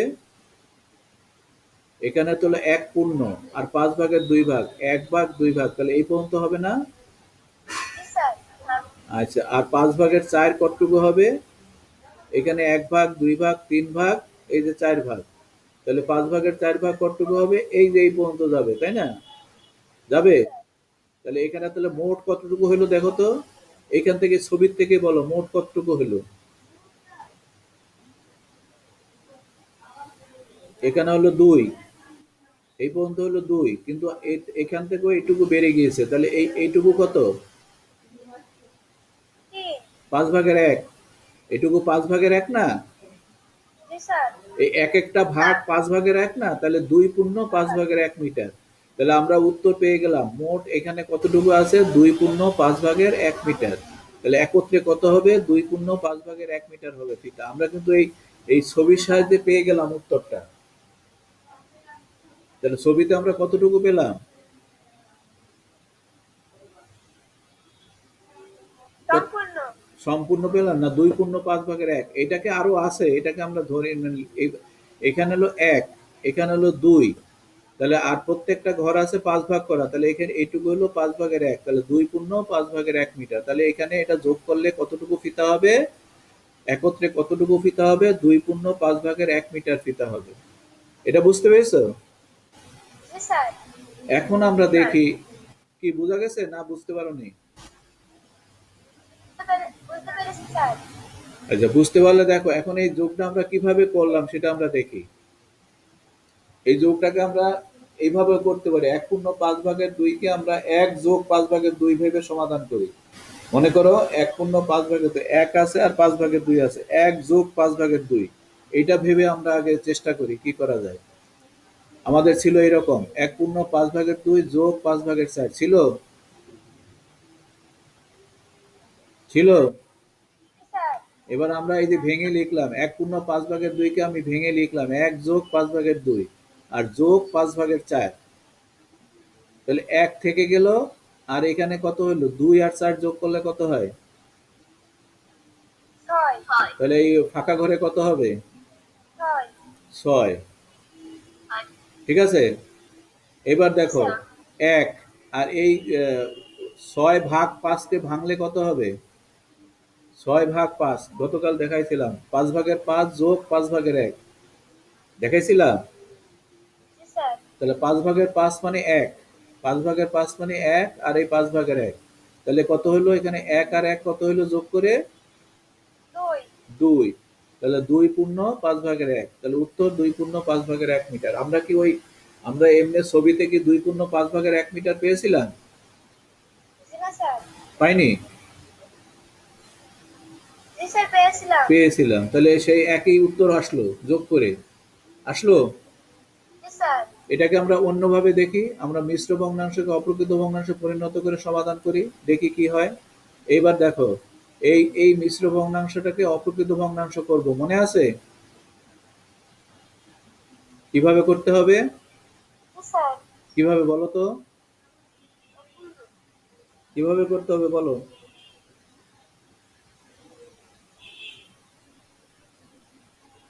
হরকে পূর্ণ সংখ্যা দিয়ে গুণ করতে হবে আর স্যার। লব লব যোগ করতে হবে নাকি? স্যার। 5 একে 5 আর 2 এ 7, তাহলে এই ফাঁকা করে কত হবে? 7। 7। এবার যোগ করলে কত হবে? 7 আর 4, হর তো একই থাকবে যোগ করার সময়, তাই তো? আর 7 আর 4 যোগ করলে কত হবে? 11। 11। হয়েছে? উত্তর 11। এখন দেখো উত্তর আমরা দুই ভাবে পেলাম, একটা পেলাম মিশ্র ভগ্নাংশে আর একটা পেলাম অপ্রকৃত ভগ্নাংশে। ঠিক আছে, দুই ভাবে পেলাম। তাহলে আমরা এইভাবে করতে পারি, এইভাবে করার পরে এইটা মানে কি? এটা মানে তো এটাই, এই 11/5 মানে তো 2/5 কথাটা ঠিক? একই তো উত্তর নাকি না আলাদা? যে এটাও একই। যা এটাও তাই। তাহলে আমরা লিখতে পারি কি, এটা কি আমরা একটু খেয়াল করি যে 2/5 11/5, সুতরাং দুইটির উত্তর মান একই। একই মান না, না আলাদা মান? একই মান না আলাদা মান? একই মান। একই মান। তাহলে আমরা এইটাকে এটা, কিন্তু এখানে দেখো কোনটা সহজ, কোন মানটা আমরা সহজে বুঝতে পারি? সীমাটা আগের এক। এই যে আমরা বারবার পূর্ণ সংখ্যা এবং লবের দিকে লক্ষ্য রাখতে হয়, মিশ্র ভগ্নাংশের মাধ্যমে যোগ করা সহজ নয়। ওইটা কি, যদি ওই যে আমরা বারবার দেখলাম মিশ্র ভগ্নাংশে যেটা করলাম ওইটা সহজ না, তাই না? কিন্তু যদি এই মিশ্র ভগ্নাংশ সবার পক্ষে কেননা, কিন্তু মিশ্র ভগ্নাংশ সবার পক্ষে বোঝা সহজ, কেননা 11/5 এর চেয়ে 2/5 সহজ। কোনটা সহজ হলো তাহলে? মিশ্র ভগ্নাংশ। মিশ্র ভগ্নাংশ সবার পক্ষে বোঝা সহজ, আর এই অপ্রকৃত ভগ্নাংশটা বোঝা একটু কঠিন, তাই না? কিন্তু আমরা কি করব, আমরা তাহলে উত্তরের বেলায় কি লিখবো? এই যখন এটা আসবে তখন সেটাকে আমরা কি করব, মিশ্র ভগ্নাংশে তৈরি করে নিব, তাহলে আমাদের বোঝাটা সহজ হবে। ওকে? জি স্যার। আচ্ছা, এবার দেখি আমরা এই কাজগুলো আমরা করতে পারবো এখন। জি স্যার। পারবো জি করতে? জি স্যার। আমরা একটু দেখি, তোমরা বাসায় করে ফেলবো, আমি একটু দেখি করে দিই, একটু একটু দেখো কিভাবে করা হয়েছে, একটু খেয়াল দাও, কোনো সমস্যা হয়েছে না?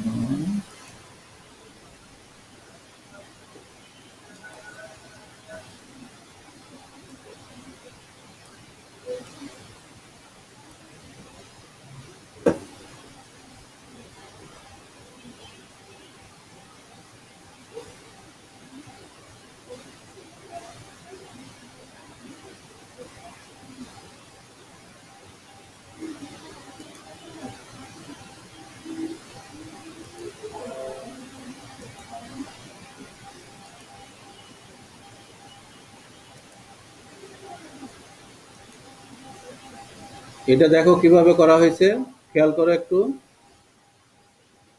প্রথমে 1/5 যোগ 5/1, এই 1/5 কে কি করা হয়েছে?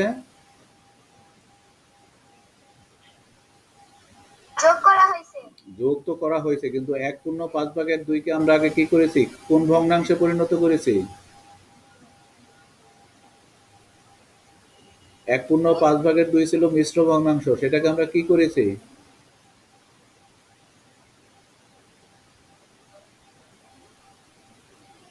অপ্রকৃত ভগ্নাংশ। অপ্রকৃত ভগ্নাংশ করেছি। অপ্রকৃত ভগ্নাংশ করার পরে যোগ করেছি। দেখো এই যে 7/5 যোগ 5/1, এখানে হলো 7 আর 1 যোগ করলে 8। তাহলে এখানে এইখানে যখন এটাকে আমরা মিশ্র ভগ্নাংশে পরিণত করলাম তখন আবার কি হলো, 1/5 হয়েছে? জি স্যার। এটাকে যদি আমরা অন্যভাবেও করতে পারি, 1 কে আলাদা করে নিয়ে 1 যোগ 5/2 যোগ 5/1, তাহলে কি হবে, 1/5 একবারে হয়ে যাবে। এটা আমরা করতে পারি। আচ্ছা, তারপরে দেখো এটা দেখো একই রকম না? জি স্যার। কি দেখা যাচ্ছে?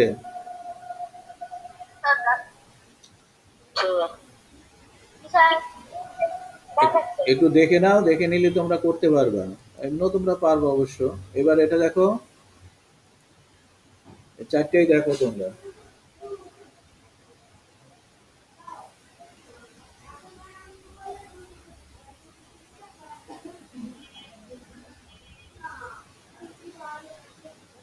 হয়েছে, দেখা হয়েছে, দেখছো? স্যার। তো এবার করতে পারবে?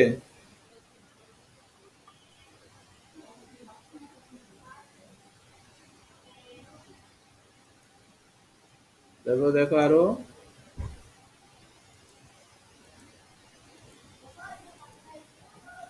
10 পর্যন্ত আছে এখানে, দেখো।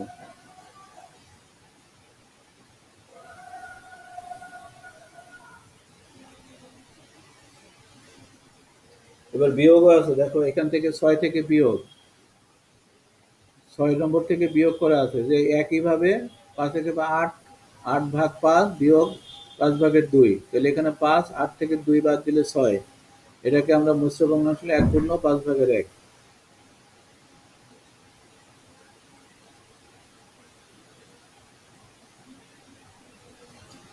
সবগুলো একই রকম, কিন্তু এই 10 নম্বরের ক্ষেত্রে একটু 10 নম্বরটা একটু ভালো করে দেখো।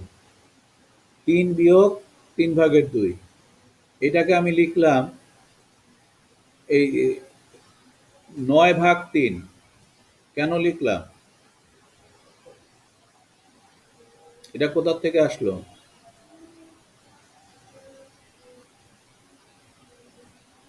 এটা একটু সমস্যা, এখানে মনে রাখবে, এখানে এই সব প্রত্যেক পূর্ণ সংখ্যার নিচে কি হর 1 থাকে না? জি স্যার। তাহলে 1 হইলে এখানে আমার হর দরকার 3, সমহর দরকার 3, তাহলে এখানে 3 করতে হলে এটাকেও 3 দিয়ে গুণ করতে হবে, 9 হয়ে যাবে। যদি সমহর করতে হয় তাহলে আমরা নিচে যা এখানে সমহর এখানে ছিল 1, 1কে 3 দিয়ে গুণ করে 3 হয়েছে, সুতরাং এই উপরে 3 আছে, 3কে 3 দিয়ে গুণ করতে হবে, সমহর করার যেটা নিয়ম। ঠিক আছে? জি স্যার। তাহলে এখানে যখন এই ধরনের সমস্যার সমাধান যখন তোমরা করবে, তখন সবসময় এই সমহর করার পরে যেটা দিয়ে সমহর করবে সেটাই আবার উপরে গুণ করে নেবে। এখানে যদি 2 থাকতো তাহলে এখানে কত হইতো? এটা যদি 2 থাকতো, মানে এখানে যদি 3 না থেকে 2 থাকতো, তাহলে এখানে কত হইতো? 9/2। না, এইখানে যদি 2 থাকতো তাহলে এইখানে যদি 2 থাকতো তাহলে এখানে কত হইতো? 3 2 6 হইতো না? আমরা তো এই 3 দিয়ে গুণ করব। এখানে যা থাকবে তাকে এখানে হর যা থাকবে হর দিয়ে গুণ করব। এখানে যা থাকবে সেটাকে এখানে হর ছিল 1, তাহলে 1কে 3 দিয়ে গুণ করে 3 হয়েছে, তাহলে এটাকেও 3 দিয়ে গুণ করা লাগবে। 2 থাকলে 3 দিয়ে গুণ করে 6 হবে। যদি 4 থাকতো তাহলে কত হইতো? 12। যদি 6 থাকতো তাহলে কত হইতো? 18। এবার বুঝতে পেরেছো? জি হ্যাঁ, স্যার। আসলে জি স্যার। এখানে যা থাকবে এই হর, এখানে হর যেটা থাকবে সেটাকে তোমরা এখানে যা থাকবে সেটা দিয়ে গুণ করতে হবে। ঠিক আছে? হর যেটা এখানে যা থাকবে এইটাকে সেটা দিয়ে গুণ করবে। এখানে যদি 5 থাকতো, এখানে যদি হর 5 থাকতো তাহলে 3কে কয় দিয়ে গুণ করতাম? 5 দিয়ে। 5 দিয়ে। এবার বুঝেছো? জি স্যার। এই জিনিসটা তোমাদের অনেক সময় বোঝার সমস্যা হয়, এইটাকে ভালো করে খেয়াল রাখবে। অনেক সময় এই বিয়োগগুলা করতে গিয়ে বা যোগ করতে গিয়ে অনেকেই সমস্যায় পড়ে। তাহলে এখন কি তোমাদের এগুলা ক্লিয়ার হলো? জি স্যার। আচ্ছা, ওকে, তাহলে আমরা আরেক কাজে যাই। এবার দেখো তো এই যোগ বিয়োগ কিভাবে হিসাব করতে, এবার ছিল তখন ছিল প্রকৃত ভগ্নাংশ আর মিশ্র ভগ্নাংশ, এবার আবার মিশ্র ভগ্নাংশের যোগ বিয়োগ। মিশ্র ভগ্নাংশের যোগ বিয়োগ আমরা কিভাবে করব দেখো, একটু খেয়াল করো। তোমাদের বইয়ে আছে, তোমরা বইয়ে খেয়াল করো, সমস্যা নেই। দেখো 1 নম্বর আছে 2 পূর্ণ 3 ভাগের যোগ 1 পূর্ণ 6 ভাগের 1। তাহলে এটাকে এটাকে আগে কি করা হয়েছে? মিশ্র ভগ্নাংশকে অপ্রকৃত ভগ্নাংশ করা হয়েছে। দেখো, মিশ্র ভগ্নাংশকে অপ্রকৃত ভগ্নাংশ মনে আছে? জি স্যার। 3 2 6 আর 1 7, এই যে 7/3, 6 6 আর 1 7, 7/6। এবার কি বলা হচ্ছে? সমহরে প্রকাশ, হরগুলা সমান বানাইতে হবে, হরগুলাকে সমান বানাইতে হবে। তাহলে এখানে 3 আর 6, এখানে তাহলে 3 দিয়ে 6কে ভাগ করা যায়, যায় কি? জি স্যার। তাহলে সমহর হবে 6। তাহলে সমহর যদি 6 করতে হয়, এই 3কে কত দিয়ে গুণ করলে 6 হবে? 2 দিয়ে। তাহলে 2 দিয়ে গুণ করে 6 হইলো। আর এখানে তাহলে 7কেও 2 দিয়ে গুণ, এখানে যেহেতু 2 দিয়ে গুণ করেছি তাহলে লবকেও 2 দিয়ে গুণ করতে হবে, তাহলে 7 2 14। ঠিক আছে? জি স্যার। এবার 14 আর 7 যোগ করে 21 হলো, আর নিচে 6 আছে। এবার লঘিষ্ঠ আকারে প্রকাশ করা হলো। 3 7 21, 3 2 6, 7/2। 7/2 সমান হলো 1 3 পূর্ণ 2/1।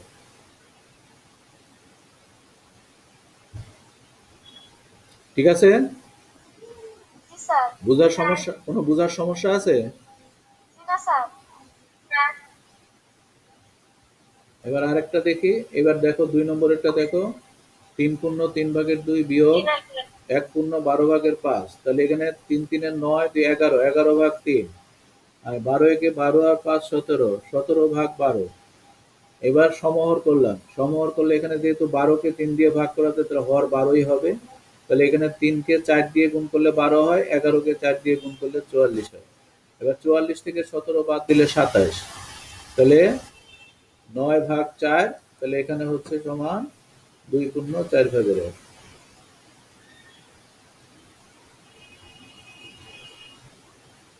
আছে সমস্যা? জি না স্যার। তাহলে পদ্ধতিটা কি হলো? জি না স্যার। আচ্ছা, পদ্ধতিটা কি আসলো? আগে আমরা কি করব? প্রথম কাজটা কি?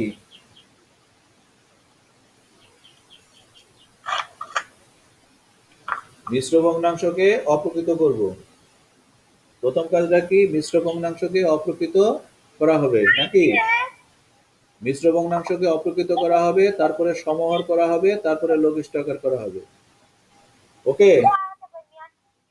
স্যার। তাহলে সমস্যা আছে? না স্যার। আচ্ছা, তাহলে আমরা, জি না স্যার। হ্যাঁ, আমরা তো আরেকটাতে যাই, আরেকটা সমস্যা দেখি। এই যে এটা আবার কিভাবে হিসাব করবো? যে যোগ আর বিয়োগ একসাথে আছে, কিভাবে হিসাব করব চিন্তা করি।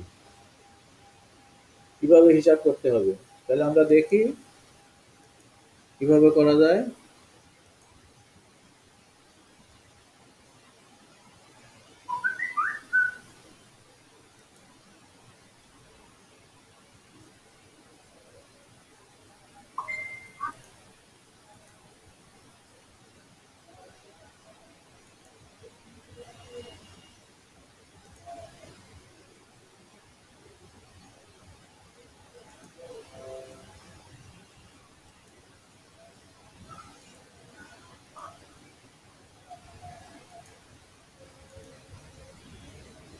দেখো, এটা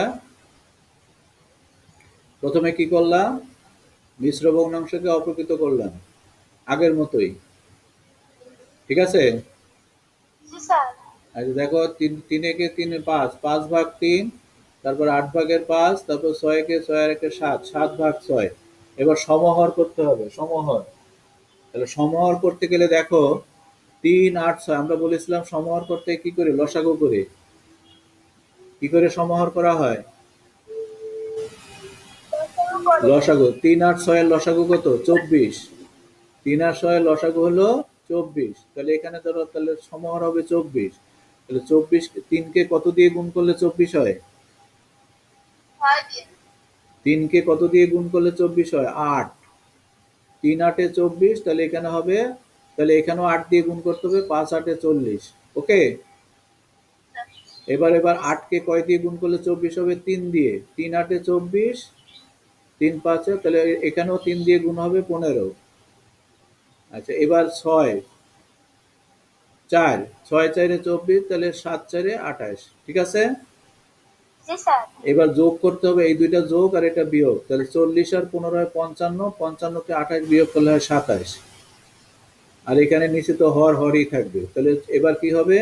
এবার লঘিষ্ঠ আকারে প্রকাশ 3 দিয়ে ভাগ করা হয়েছে। 3 9 27, 3 8 24। তাহলে 9/8 সমান হলো কত? 9/8 সমান হলো 1 পূর্ণ 8/1। ক্লিয়ার?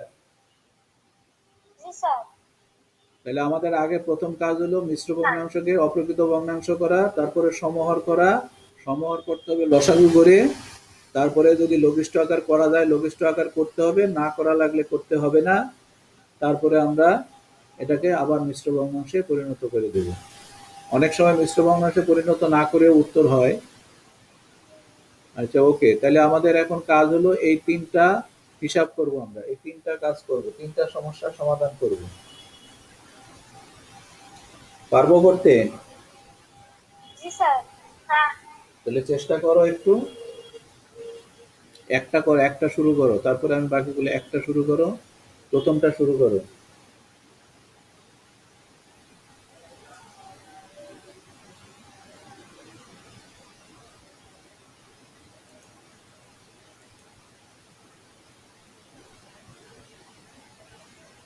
এক নম্বর শুরু করো।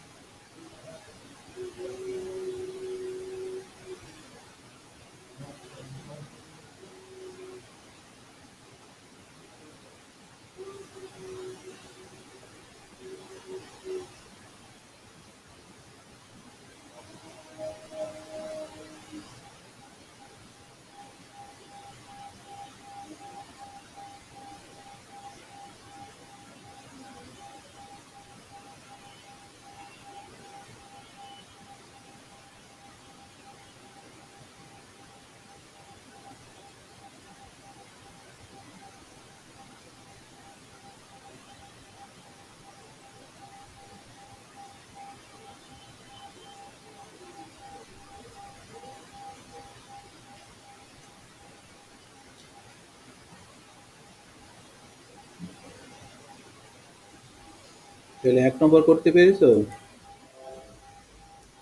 স্যার। দেখি আমরা, দেখো এক নম্বরেরটা দেখো। দেখো, 3/1 যোগ এখানে মিশ্র ভগ্নাংশকে কি করলাম? অপ্রকৃত তো ভগ্নাংশ। 9 কে 9 আর 2 11, 11/9 বিয়োগ 6/1। এবার দেখো সমহর, তাহলে 3 9 6 এর লসাগু কত? 18, তাই না? লসাগু কত হয়? 3 9 6 এর লসাগু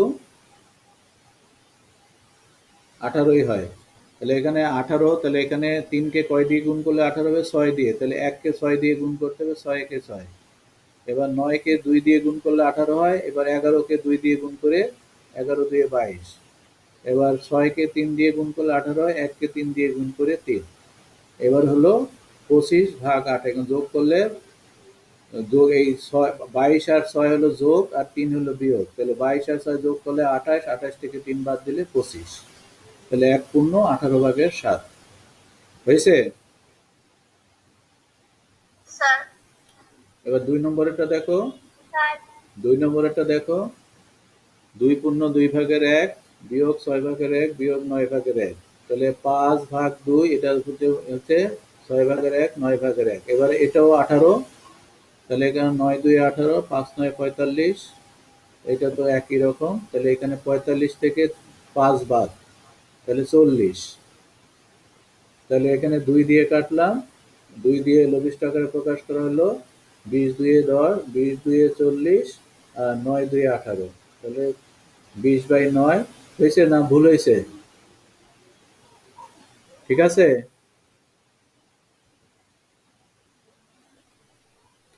এটা লঘিষ্ঠ আকারে করা যায়নি তাই করিনি, কিন্তু এটাকে লঘিষ্ঠ আকারে প্রকাশ করা যাচ্ছে। কি হয়েছে? জি স্যার। জি স্যার। কোনো সমস্যা নেই তো? জি না স্যার। আচ্ছা, তারপরে যাই। তারপরে আরেকটা আছে, দেখো এটা দেখো, 1/8/7 বিয়োগ 8/3 যোগ 10/1। তাহলে এখানে অপ্রকৃত ভগ্নাংশ 15/8, 8/3 যোগ 10/1। এবার দেখো সমহর হচ্ছে কত, 8 আর 10-এর লসাগু কত, 40। 8 আর 10-এর লসাগু হলো 40। তাহলে এখানে হচ্ছে কত, তাহলে 8, 5, 5×15=75, তারপরে 5, 3×5=15, তারপরে 10, 4×10=40, 4×1=4। এবার কত হলো, এখানে 75 থেকে 15 বাদ দিতে হবে আর 4 যোগ করতে হবে। তাহলে 75 থেকে 60 আর 4 64, 64/40। তাহলে এখানে 8 8-এ 64, 8 5-এ 40, তাহলে 8/5, তাহলে 1/5/3।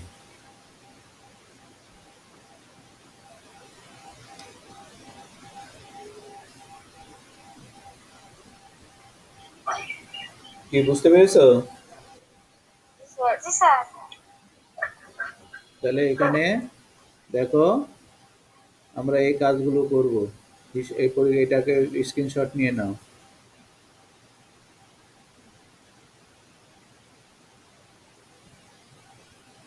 স্যার নিয়েছি। আচ্ছা, ওকে, এই কাজগুলো করবে। আচ্ছা, বাড়ির কাজ গতদিন কে করেছো? স্যার আমি। দেখাও তো দেখি। দাঁড়াও 1 মিনিট। হ্যাঁ, কই?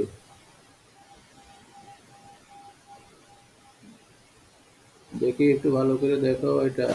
আচ্ছা, এইভাবে করেছো ঠিক, এইভাবে করার দরকার হবে না, তুমি সরাসরি উত্তর লিখে ফেলবা। আমরা ওটা শেখার জন্য ওটা করব, ঠিক আছে? যেমন প্রথমে আছে কত, প্রথমে কি ছিল বলো তো? আচ্ছা, প্রথমে ছিল 6/2/1। এটা ঠিক আছে, তুমি পদ্ধতি ঠিকই করেছো। তাহলে তুমি সরাসরি এখন আর ওই আমাকে একটা বুঝতে পারলেই হলো। তুমি সরাসরি লিখবা 6 2 12 আর 1 13, 13/2 সরাসরি লিখে ফেলবা। ঠিক আছে? আর সমস্যা নেই, তোমার এগুলো হয়েছে। আচ্ছা, তারপরে নিচেরটা দেখাও তো, অপ্রকৃতকে মিশ্র সেটা দেখাও। আচ্ছা, এই যে ভাগের ব্যাপারটা দেখি, দেখাও দেখাও। হ্যাঁ, তাহলে এটা হলো, দেখি পাশে দেখাও, পাশে। এইবার এটা তো উল্টা লিখলে, এটা তো কিভাবে হলো? দেখি দেখি, আবার ঠিক করো, আবার দেখাও।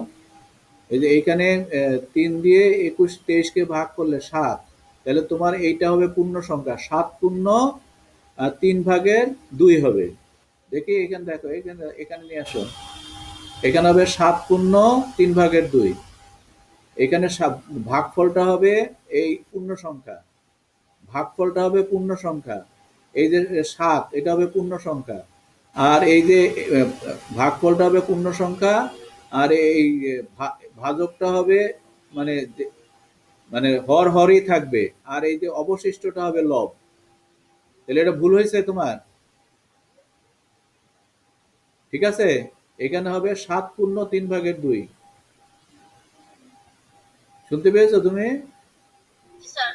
ওখানে কি ভুল হয়েছে বলো তো?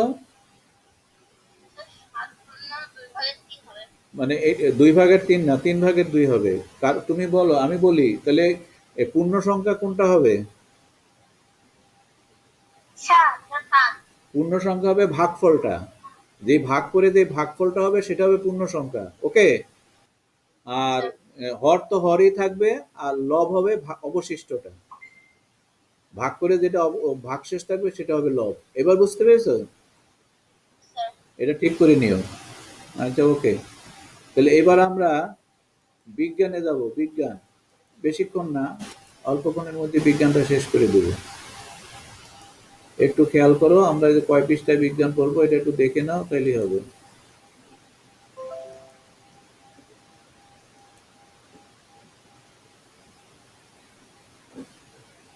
দেখা যাচ্ছে?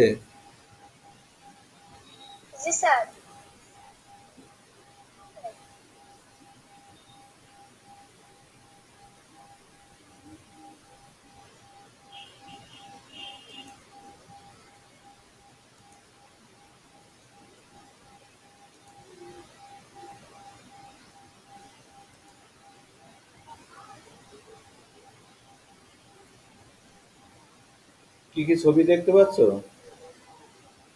জি স্যার। কিসের ছবি দেখা যাচ্ছে স্যার। বলো তো?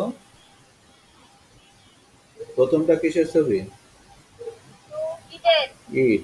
তারপর একটা, বই। তারপরে গ্লাস। গ্লাস। মানে একটা ইয়েতে পানি নাকি? পানি আছে না ভিতরে? তারপরে, জি স্যার। বেলুন। তারপরে, বেলুন, তারপরে হাতুল। হাতুড়ি, তারপরে বরফ। বরফ। আচ্ছা, এই যে বরফ, বেলুনের মধ্যে কি আছে? বায়ু। বায়ু, বাতাস, বেলুনের মধ্যে আছে বায়ু। বেলুনের মধ্যে আছে কি? বায়ু। এ সবই কি? এই বায়ু, সবই কি? এই সবগুলা কি? বায়ু। পদার্থ, পদার্থ। এই সবগুলাই হলো পদার্থ, তাই না? তাহলে এই যে ইট, বই, পানি, এই যে বেলুনের মধ্যে বেলুন ও পদার্থ, বায়ু, তারপর হাতুড়ি, বরফ, এগুলা সবই হলো পদার্থ। তাহলে আমাদের আজকের কাজ হবে এই পদার্থ নিয়ে আলোচনা করা হবে। তো আজকের আলোচনা হলো পদার্থের গঠন। এই পদার্থটা কিভাবে তৈরি হয়, পদার্থটা কিভাবে গঠিত হয় সেটা নিয়ে আমাদের আজকের আলোচনা। মানে আমাদের আলোচনা হলো, আচ্ছা, আলোচনার পূর্বে পদার্থ কাকে বলে এটা আমাদের জানা দরকার। তাহলে পদার্থ কাকে বলে?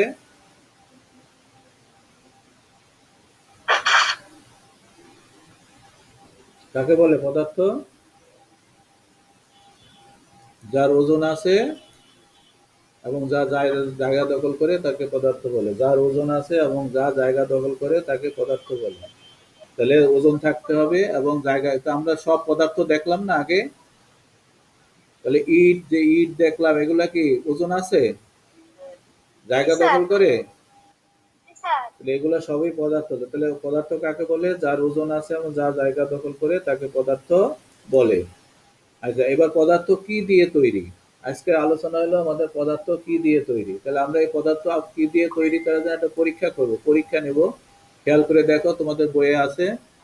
আমরা প্রথমে এই কাজটা করার জন্য কয়েক খণ্ড চক নেব, খবরের কাগজ এবং একটা হাতুড়ি নিব। তাহলে প্রথমে এক খণ্ড চক, তারপরে ভাঙা চক, তারপরে চকের গুঁড়ো, এরকম একটা ছক তৈরি করব। তাহলে এক খণ্ড চক পর্যবেক্ষণ করে আমার ছকে তার ছবি আঁকে। এক খণ্ড চকের ছবি আঁকলাম এখানে মনে করো। তারপরে খবরের কাগজ চক খণ্ডটি দেখে হাতুড়িতে ভাঙা ছোট ছোট টুকরা করি, টুকরা করতে থাকলাম এই চকগুলাকে। আচ্ছা, ভাঙা চক পর্যবেক্ষণ করে আমার ছকে তার ছবি আঁকি, ভাঙা চকগুলো এখানে ছবি আঁকলাম। হাতুড়ি দিয়ে চকের ছোট টুকরাগুলো আরো ভেঙে মিহি গুঁড়া করি, তাহলে আরো গুঁড়া করতে থাকলাম। তাহলে দেখো, এই যে প্রথমে ছিল এই যে খবরের কাগজটা বড় চক, দেখেছো? ছবিতে দেখা যাচ্ছে। জি স্যার। তারপরে দেখো যে ভাঙা হয়েছে, তারপরে আরো ভাঙা হয়েছে, তারপরে আরো ভাঙা হয়েছে, তারপরে আরো মিহি গুঁড়া করা হয়েছে। তো এগুলা তো এই যে প্রথমে চকটাকে দুই খণ্ড করা হলো, তার আরো ছোট করা হলো, তারপর আরো ছোট ছোট করা, তারপরে মিহি গুঁড়া করা হলো। এইভাবে আমরা যতই গুঁড়া করতে থাকি না কেন, এভাবে আমরা ধরো এই চকটাকে গুঁড়ো করতে থাকলাম। তাহলে এখানে তুমি কি মনে করো চকের মিহি গুঁড়া ও চক খণ্ড একই জিনিস না আলাদা? এই যে আমরা চকটা দেখলাম আর চকের মিহি গুঁড়াগুলা পেলাম খণ্ড করতে করতে, তাহলে কি একই জিনিস না আলাদা? একই জিনিস। একই জিনিস, তারা একই। আমরা একটা চক বলি, এটাকে পুরা চক বলবো, আর ওইগুলাকে বলবো চকের গুঁড়া। আর তুমি কি মনে করো চকের মিহি গুঁড়াকে আরো ছোট করা সম্ভব? জি স্যার। আরো ছোট করা সম্ভব। তাহলে এই যে আমরা এই চকটাকে প্রথমে একটা বড় চক ছিল, তারপরে আস্তে আস্তে চকটাকে ভাঙলাম, ভেঙে খণ্ড খণ্ড করলাম, তারপরে আরো মিহি গুঁড়া করলাম এবং তাকে আরো ছোট করা সম্ভব। তাহলে এই যে চকটা, তাহলে এই চকটা কি দিয়ে তৈরি হয়েছে? এই যে চকটা তাহলে কি? এই যে একদম পদার্থ। গুঁড়া করতে করতে করতে করতে একদম ছোট করে ফেললাম, তাহলে এগুলা কি? আমরা বলতে পারি ক্ষুদ্র সূক্ষ্ম কণা, চকের সূক্ষ্ম কণা। কি বলতে পারি আমরা? সূক্ষ্ম কণা। তো এমন ভাবে সূক্ষ্ম কণা করলে আমরা খালি চোখে অনেক সময় দেখা যাবে না। মানে সূক্ষ্ম করতে করতে আমরা যখন খালি চোখে ওকে দেখতে পাবো না। তাহলে এই যে চকের সূক্ষ্ম কণা, তাহলে এই যে সূক্ষ্ম কণা থেকে সূক্ষ্ম কণাগুলা কি করতে যদি আবার এক জায়গায় করা হয় তাহলে কি হবে? আবার চকটা পাওয়া যাবে নাকি? অন্য গঠিত হবে। না, এই যে সূক্ষ্ম কণাগুলাকে যদি আমরা এক জায়গায় আবার চকটাই তো পুরা চকটাই তো পাবো। চকটাকে ভাঙলাম, ভেঙে গুঁড়ো গুঁড়ো করলাম, একদম সূক্ষ্ম কণা করলাম। এই সূক্ষ্ম কণাগুলো যদি আমরা এক জায়গায় হয় তাহলে আবার কি চকটা হবে না? কথা শোনা যাচ্ছে না? কথা স্যার কথা শুনতে পাচ্ছ? যাচ্ছে না। হ্যাঁ, কথা শোনা যাচ্ছে না? জি স্যার। স্যার এইবার শোনা যাচ্ছে? এবার শোনা যাচ্ছে। আমি বলছি স্যার আমি বলছি যে এই যে চকের গুঁড়োগুলা দিয়ে সূক্ষ্ম সূক্ষ্ম করতে করতে আমরা চলে গেলাম সূক্ষ্ম কণা। এই সূক্ষ্ম কণাগুলোকে এক জায়গায়, চকের সূক্ষ্ম কণাগুলোকে এক জায়গায় করলে আমরা চকটা পাবো? পাবো না। চকটাকে গুঁড়ো করলাম, আবার সেই গুঁড়োগুলাকে এক জায়গায় করলে চকটা পাবো না? কথা বুঝতে পারছো না? ধরো চকটাকে আমি দুই খণ্ড করলাম, আবার দুই খণ্ড এক জায়গায় করলে কি চকটা পাবো না? জি স্যার। হ্যাঁ সেটাই বলছি। এবং চকের সূক্ষ্ম কণাগুলো যদি স্যার। এক জায়গায় করা যায় তাহলে কি চকটা পাবো না? পাবো। স্যার। তাহলে আমরা কি বলতে পারি, এই হ্যাঁ চকটা কি দিয়ে তৈরি তাইলে? পাবো। না, চকটা তাহলে কি দিয়ে তৈরি? সূক্ষ্ম কণা দিয়ে তৈরি। মানে সূক্ষ্ম কণা দিয়ে চকটা তৈরি হয়েছে না তাইলে? জি স্যার। তাহলে এই যে এই কথাটা আমি বলতে চাচ্ছি যে তাহলে এই যে চক যে আমরা গুঁড়ো করতে করতে তাহলে এক জায়গায় গেলাম, তাহলে আমরা দেখতে পেলাম যে চকটা প্রথমে পূর্ণ একটা চক ছিল, তারপরে সেটা কি গুঁড়ো করলাম এবং আরো ছোট করলাম, করতে যায় সূক্ষ্ম কণা হলো। এই সূক্ষ্ম কণা, তাহলে আমরা বুঝলাম চকটা কি দিয়ে তৈরি, খালি চোখে দেখা যায় না এবং সূক্ষ্ম কণা দিয়ে। ওই চক তো একটা পদার্থ, চকটা কি? পদার্থ। তাহলে খালি চোখে দেখা যায় সূক্ষ্ম কণা দিয়ে পদার্থ গঠিত, তাইলে আমরা বলতে পারি না? জি স্যার। খালি চোখে দেখা যায় না এমন সূক্ষ্ম কণা দিয়ে পদার্থ। যেহেতু চকটাকে আমরা পরীক্ষা করে পেলাম, চকটাকে সূক্ষ্ম কণা করলে আমরা যদি এই সূক্ষ্ম কণাগুলো যে এক জায়গায় করা হয় তাহলে আমরা চকটাই পাবো। তাহলে আমরা বলতে পারি খালি চোখে দেখা যায় না এমন সূক্ষ্ম কণা দিয়ে পদার্থ গঠিত। ঠিক আছে? জি তাহলে স্যার। পদার্থ কি দিয়ে গঠিত? খালি চোখে দেখা যায় না এমন সূক্ষ্ম কণা দিয়ে পদার্থ গঠিত। তাহলে এবার বলতে পারবে যে পদার্থ কি দিয়ে গঠিত? স্যার বলো তো আরেকবার। খালি চোখে দেখা যায় খালি চোখে দেখা যায় না এমন সূক্ষ্ম কণা দিয়ে পদার্থ গঠিত। ওকে, তাহলে আমরা বুঝলাম। আচ্ছা ঠিক আছে, ওকে। আচ্ছা ওকে, এবার একটু দেখো পদার্থের ক্ষুদ্রতম কণাকে কি বলে, আর দুই বা ততোধিক পরমাণু একত্রিত হয়ে কি গঠিত। এই যে পদার্থের ক্ষুদ্রতম কণা, সূক্ষ্ম কণা আমরা পেলাম, এটাকে আসলে কি বলে? এটাকে বলে খালি চোখে দেখা যায় সূক্ষ্ম কণা দিয়ে পদার্থ, ওই পদার্থের এই সূক্ষ্ম কণাই হলো পরমাণু। এই যে পদার্থের সূক্ষ্ম কণা, এই সূক্ষ্ম কণাটাই হলো পরমাণু। ঠিক আছে? জি স্যার। তাহলে পরমাণু কি? তো পদার্থের ক্ষুদ্রতম কণাকে কি বলে? পরমাণু বলে। পদার্থের ক্ষুদ্রতম কণাকে কি বলে? পরমাণু বলে। তাহলে পরমাণু কি? খালি চোখে দেখা যায় না এমন সূক্ষ্ম কণা দিয়ে পদার্থ গঠিত। পদার্থের এই সূক্ষ্ম কণাই হলো পরমাণু। ওকে? জি স্যার। এবার দুই বা ততোধিক পরমাণু একত্রিত হয়ে কি গঠিত হয়? দুই বা ততোধিক পরমাণু একত্রিত অণু গঠন করে। পদার্থ হলো অসংখ্য অণুর সমষ্টি। অসংখ্য অণু মিলে পদার্থ তৈরি হয় একটা পদার্থ। এই যে চকটা ছিল, চকটাকে আমরা সূক্ষ্ম কণা করলাম, এই সূক্ষ্ম কণাগুলো ছিল পরমাণু। এই পরমাণুগুলা একত্রিত হয়ে করেছিল একটা কি? অণু। এবং এই অসংখ্য অণু দিয়ে তৈরি হয়েছিল এই চকটা। তাহলে এবার বুঝতে পেরেছো? জি স্যার। তাহলে খালি চোখে দেখা যায় সূক্ষ্ম কণা দিয়ে পদার্থ গঠিত। পদার্থের এই সূক্ষ্ম কণাই হলো পরমাণু, মানে পরমাণু দিয়ে পদার্থ গঠিত। সূক্ষ্ম কণাটাই হলো পরমাণু।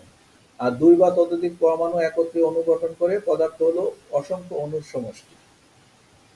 ওকে, তাহলে আমরা একটা উদাহরণ দেখি। দেখো এখানে এই যে লাল, এটা হলো হাইড্রোজেন পরমাণু, হাইড্রোজেন পরমাণু। আর এটা হলো অক্সিজেন পরমাণু। এই যে অক্সিজেন পরমাণু এবং হাইড্রোজেন পরমাণু। তাহলে এখানে দেখো পানির অণু হয়ে গেছে একটা, এখানে হয়ে গেছে পানির একটা অণু। তাহলে আমি যদি বলি এখন পানির একটা অণুতে কয়টা অক্সিজেন পরমাণু থাকে?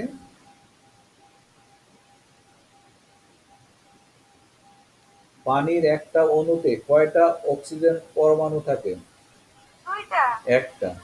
এই যে অক্সিজেন পরমাণু হলো একটা, আর হাইড্রোজেন পরমাণু হলো দুইটা। তাহলে পানির একটা অণুতে কয়টা অক্সিজেন পরমাণু থাকে? একটা। একটা। আর হাইড্রোজেন পরমাণু থাকে কয়টা? দুইটা। তাহলে আমি যদি বলি পানি কিভাবে গঠিত, পানির অণু কিভাবে গঠিত হয়?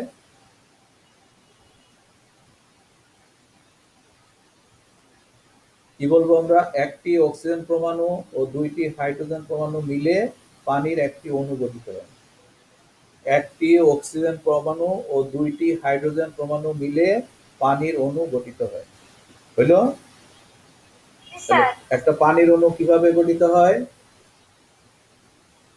দুইটি হাইড্রোজেন পরমাণু ও একটি অক্সিজেন পরমাণু মিলে পানির একটি অণু গঠিত হয়। ঠিক আছে? জি স্যার। আচ্ছা, তাহলে এখানে যে কোনো অণু গঠিত হইতে গেলে পরমাণু লাগবে নাকি? তাহলে এটা আমরা পানির একটা অণু দেখলাম। তাহলে এখন আমি যদি বলি পানির অণুতে কয়টা হাইড্রোজেন পরমাণু থাকে? দুইটা। পানির একটি অণুতে কয়টা অক্সিজেন পরমাণু থাকে? একটা। একটা। এরকম অসংখ্য অণু, এই অসংখ্য একটা একটা করে পানির অণু নিয়ে এই যে পানি যে পদার্থটা আমরা দেখি সেই পানি আমরা পাই। ঠিক আছে? একটা অণু তো আমরা খালি চোখে দেখতে পাবো না, কিন্তু এই অসংখ্য অণু যখন হয় তখন আমরা সেটা খালি চোখে পানিটা দেখতে পাই। ঠিক আছে? তাহলে আমরা স্যার। এবার বলতে পারবো যে পরমাণু যে, পদার্থ কিভাবে গঠিত হয়, তাহলে আমরা বুঝতে পারলাম পরমাণুর মধ্যে পদার্থের মধ্যে থাকে পরমাণু, থাকে অণু, তাই তো? সূক্ষ্ম কণাটা হলো পরমাণু, আর বড় কণাটা হলো একটু সূক্ষ্ম কণার চেয়ে বড়টা হলো অণু। অণু গঠিত হয় দুই বা ততোধিক পরমাণু মিলে। এইখানে দেখো অক্সিজেনের পরমাণু আছে একটা, আর হাইড্রোজেন পরমাণু আছে দুইটা, তাহলে মোট পরমাণু হলো তিনটা। একটা পানির অণুতে তিনটা পরমাণু থাকে, যার মধ্যে হাইড্রোজেন পরমাণু দুইটা আর অক্সিজেনের পরমাণু একটা। ওকে? জি স্যার। এখন আমরা বলতে পারি যে আচ্ছা, এই যে পদার্থ, পদার্থ কয় অবস্থায় থাকে? পদার্থ কি আমরা সবসময় একই অবস্থায় দেখি না? একটা ছবি দেখি আমরা, দেখো এখানে ছবি দেখো, পদার্থের তিন অবস্থা থাকে। পদার্থের তিনটা অবস্থা, একটা হলো কঠিন, আর একটা তরল, আর একটা বায়বীয়। কঠিন, তরল, বায়বীয়, পদার্থের তিনটা, বা গ্যাসীয়, বায়বীয় বা গ্যাসীয়, তিনটা অবস্থান। তাহলে পদার্থের অবস্থান কয়টা? তিনটা। তিনটা অবস্থা, কঠিন অবস্থা, তরল অবস্থা, বায়বীয় অবস্থা। এইখানে দেখো, এই যে দেখা যাচ্ছে, এখানে দেখো এই যে এখানেও কিন্তু অণু আছে, দেখো এই দুইটা অণু, অণু দুইটা, পরমাণু আর একটা অণু, সরি দুইটা, এখানে ওই পানির অণুগুলা দেখানো হয়েছে যে দুইটা হাইড্রোজেন পরমাণু আর একটা অক্সিজেন পরমাণু, দেখো এরা কিন্তু ঠাসাঠাসি ভাবে লেগে আছে, এ কোনো ফাঁক নেই। আছে কোনো ফাঁকা আছে? জি না স্যার। এরা ঠাসাঠাসি ভাবে লেগে আছে, মানে কঠিন ভাবে লেগে আছে। আর দেখো তরলের অণুগুলো একটু মানে ফাঁকা ফাঁকা আছে, আর বায়বীয় বা গ্যাসীয় পদার্থের অণু অনেক ফাঁকা। দেখতে পেয়েছো? তাহলে এগুলা আছে কঠিন অবস্থায় আছে, এগুলা কোনো ফাঁকা নেই, এখানে থেকে একটু ফাঁকা ফাঁকা আছে, আর এখানে একদম ফাঁকা নেই, মানে অনেক ফাঁকা। তাহলে এই যে অণুগুলা থাকে কঠিন অবস্থায় একরকম থাকে, তরল অবস্থায় একরকম থাকে, বায়বীয় অবস্থায় একরকম, তিন অবস্থায় কিন্তু তিন রকম ভাবে দেখতে পেলাম আমরা, তাই না? তিন অবস্থায় কি সব অবস্থায় কি অণুগুলো একই অবস্থায় আছে? জি না স্যার। এটা এখানে কঠিন, এখানে মানে ঠাসাঠাসি লেগে আছে, এখানে কিছু ফাঁকা আছে, এখানে বেশি ফাঁকা আছে। তাহলে এই যে অবস্থানগুলা, এই অবস্থানগুলো আমরা একটু ব্যাখ্যা করে দেখি। আমরা দেখলাম পানির তিনটা অবস্থা দেখলাম। কঠিন পদ অণুসমূহ খুব কাছাকাছি থাকে, এবং তাদের বন্ধন অনেক বেশি দৃঢ়। কঠিন পদার্থের অণুসমূহ খুব কাছাকাছি থাকে এবং তাদের বন্ধন অনেক বেশি দৃঢ়, মানে এরা খুব শক্ত অবস্থানে থাকে। ঠিক আছে? অণুসমূহ। আর তরল পদার্থের অণুসমূহ যথেষ্ট কাছাকাছি থাকলেও তাদের চলাচল করার জন্য মাঝে অল্প কিছু খালি জায়গা থাকে। এদের আবার চলাচল করার জন্য খালি জায়গা থাকে, দেখেছো খালি জায়গা? জি স্যার। আচ্ছা, আর কিন্তু এই যে গ্যাসীয় পদার্থের অণুসমূহ একে অপর থেকে অনেক দূরে অবস্থান করে, বিক্ষিপ্ত অবস্থান করে এবং দ্রুত গতিতে সর্বক্ষণ স্বাধীনভাবে চলাচল করে, এদের কোনো ইয়ে নাই। মানে একে অপর থেকে অনেক দূরে অবস্থান করে, বিক্ষিপ্তভাবে অবস্থান করে এবং দ্রুত গতিতে সর্বক্ষণ স্বাধীনভাবে চলাচল করে। তিনটার অবস্থান তিন রকম। তাহলে কঠিন পদার্থের অণুসমূহ কাছাকাছি থাকে, তাদের বন্ধন অনেক বেশি দৃঢ়। তরল পদার্থের অণুসমূহ কাছাকাছি থাকলেও তাদের চলাচল করার জন্য অণুগুলোর মাঝে অল্প কিছু খালি জায়গা থাকে। আর গ্যাসীয় পদার্থ অণুসমূহ একে অপর থেকে অনেক দূরে অবস্থান করে, বিক্ষিপ্তভাবে অবস্থান করে এবং তাদের দ্রুত গতিতে সর্বক্ষণ স্বাধীনভাবে চলাচল করে। ঠিক আছে? জি এখন স্যার। আমরা বইয়ে তোমরা পড়ে দেখতে পাবা, আমি সেটাই পড়ছি বইয়ের পড়াটা। পদার্থ কঠিন, তরল বা না বায়বীয় অবস্থায় থাকবে তা নির্ভর করে পদার্থের অণুগুলো কিভাবে সাজানো, এদের মধ্যে বন্ধন কেমন তার উপরে। আমরা দেখলাম, কি দেখলাম, যে বায়বীয় অবস্থায় কোন অবস্থায় থাকবে তা নির্ভর করে পদার্থের অণুগুলো কিভাবে সাজানো, এদের মধ্যে বন্ধন কেমন তার উপর। পানি একটি পদার্থ, এই যে পানির পদার্থ উদাহরণ দিলাম।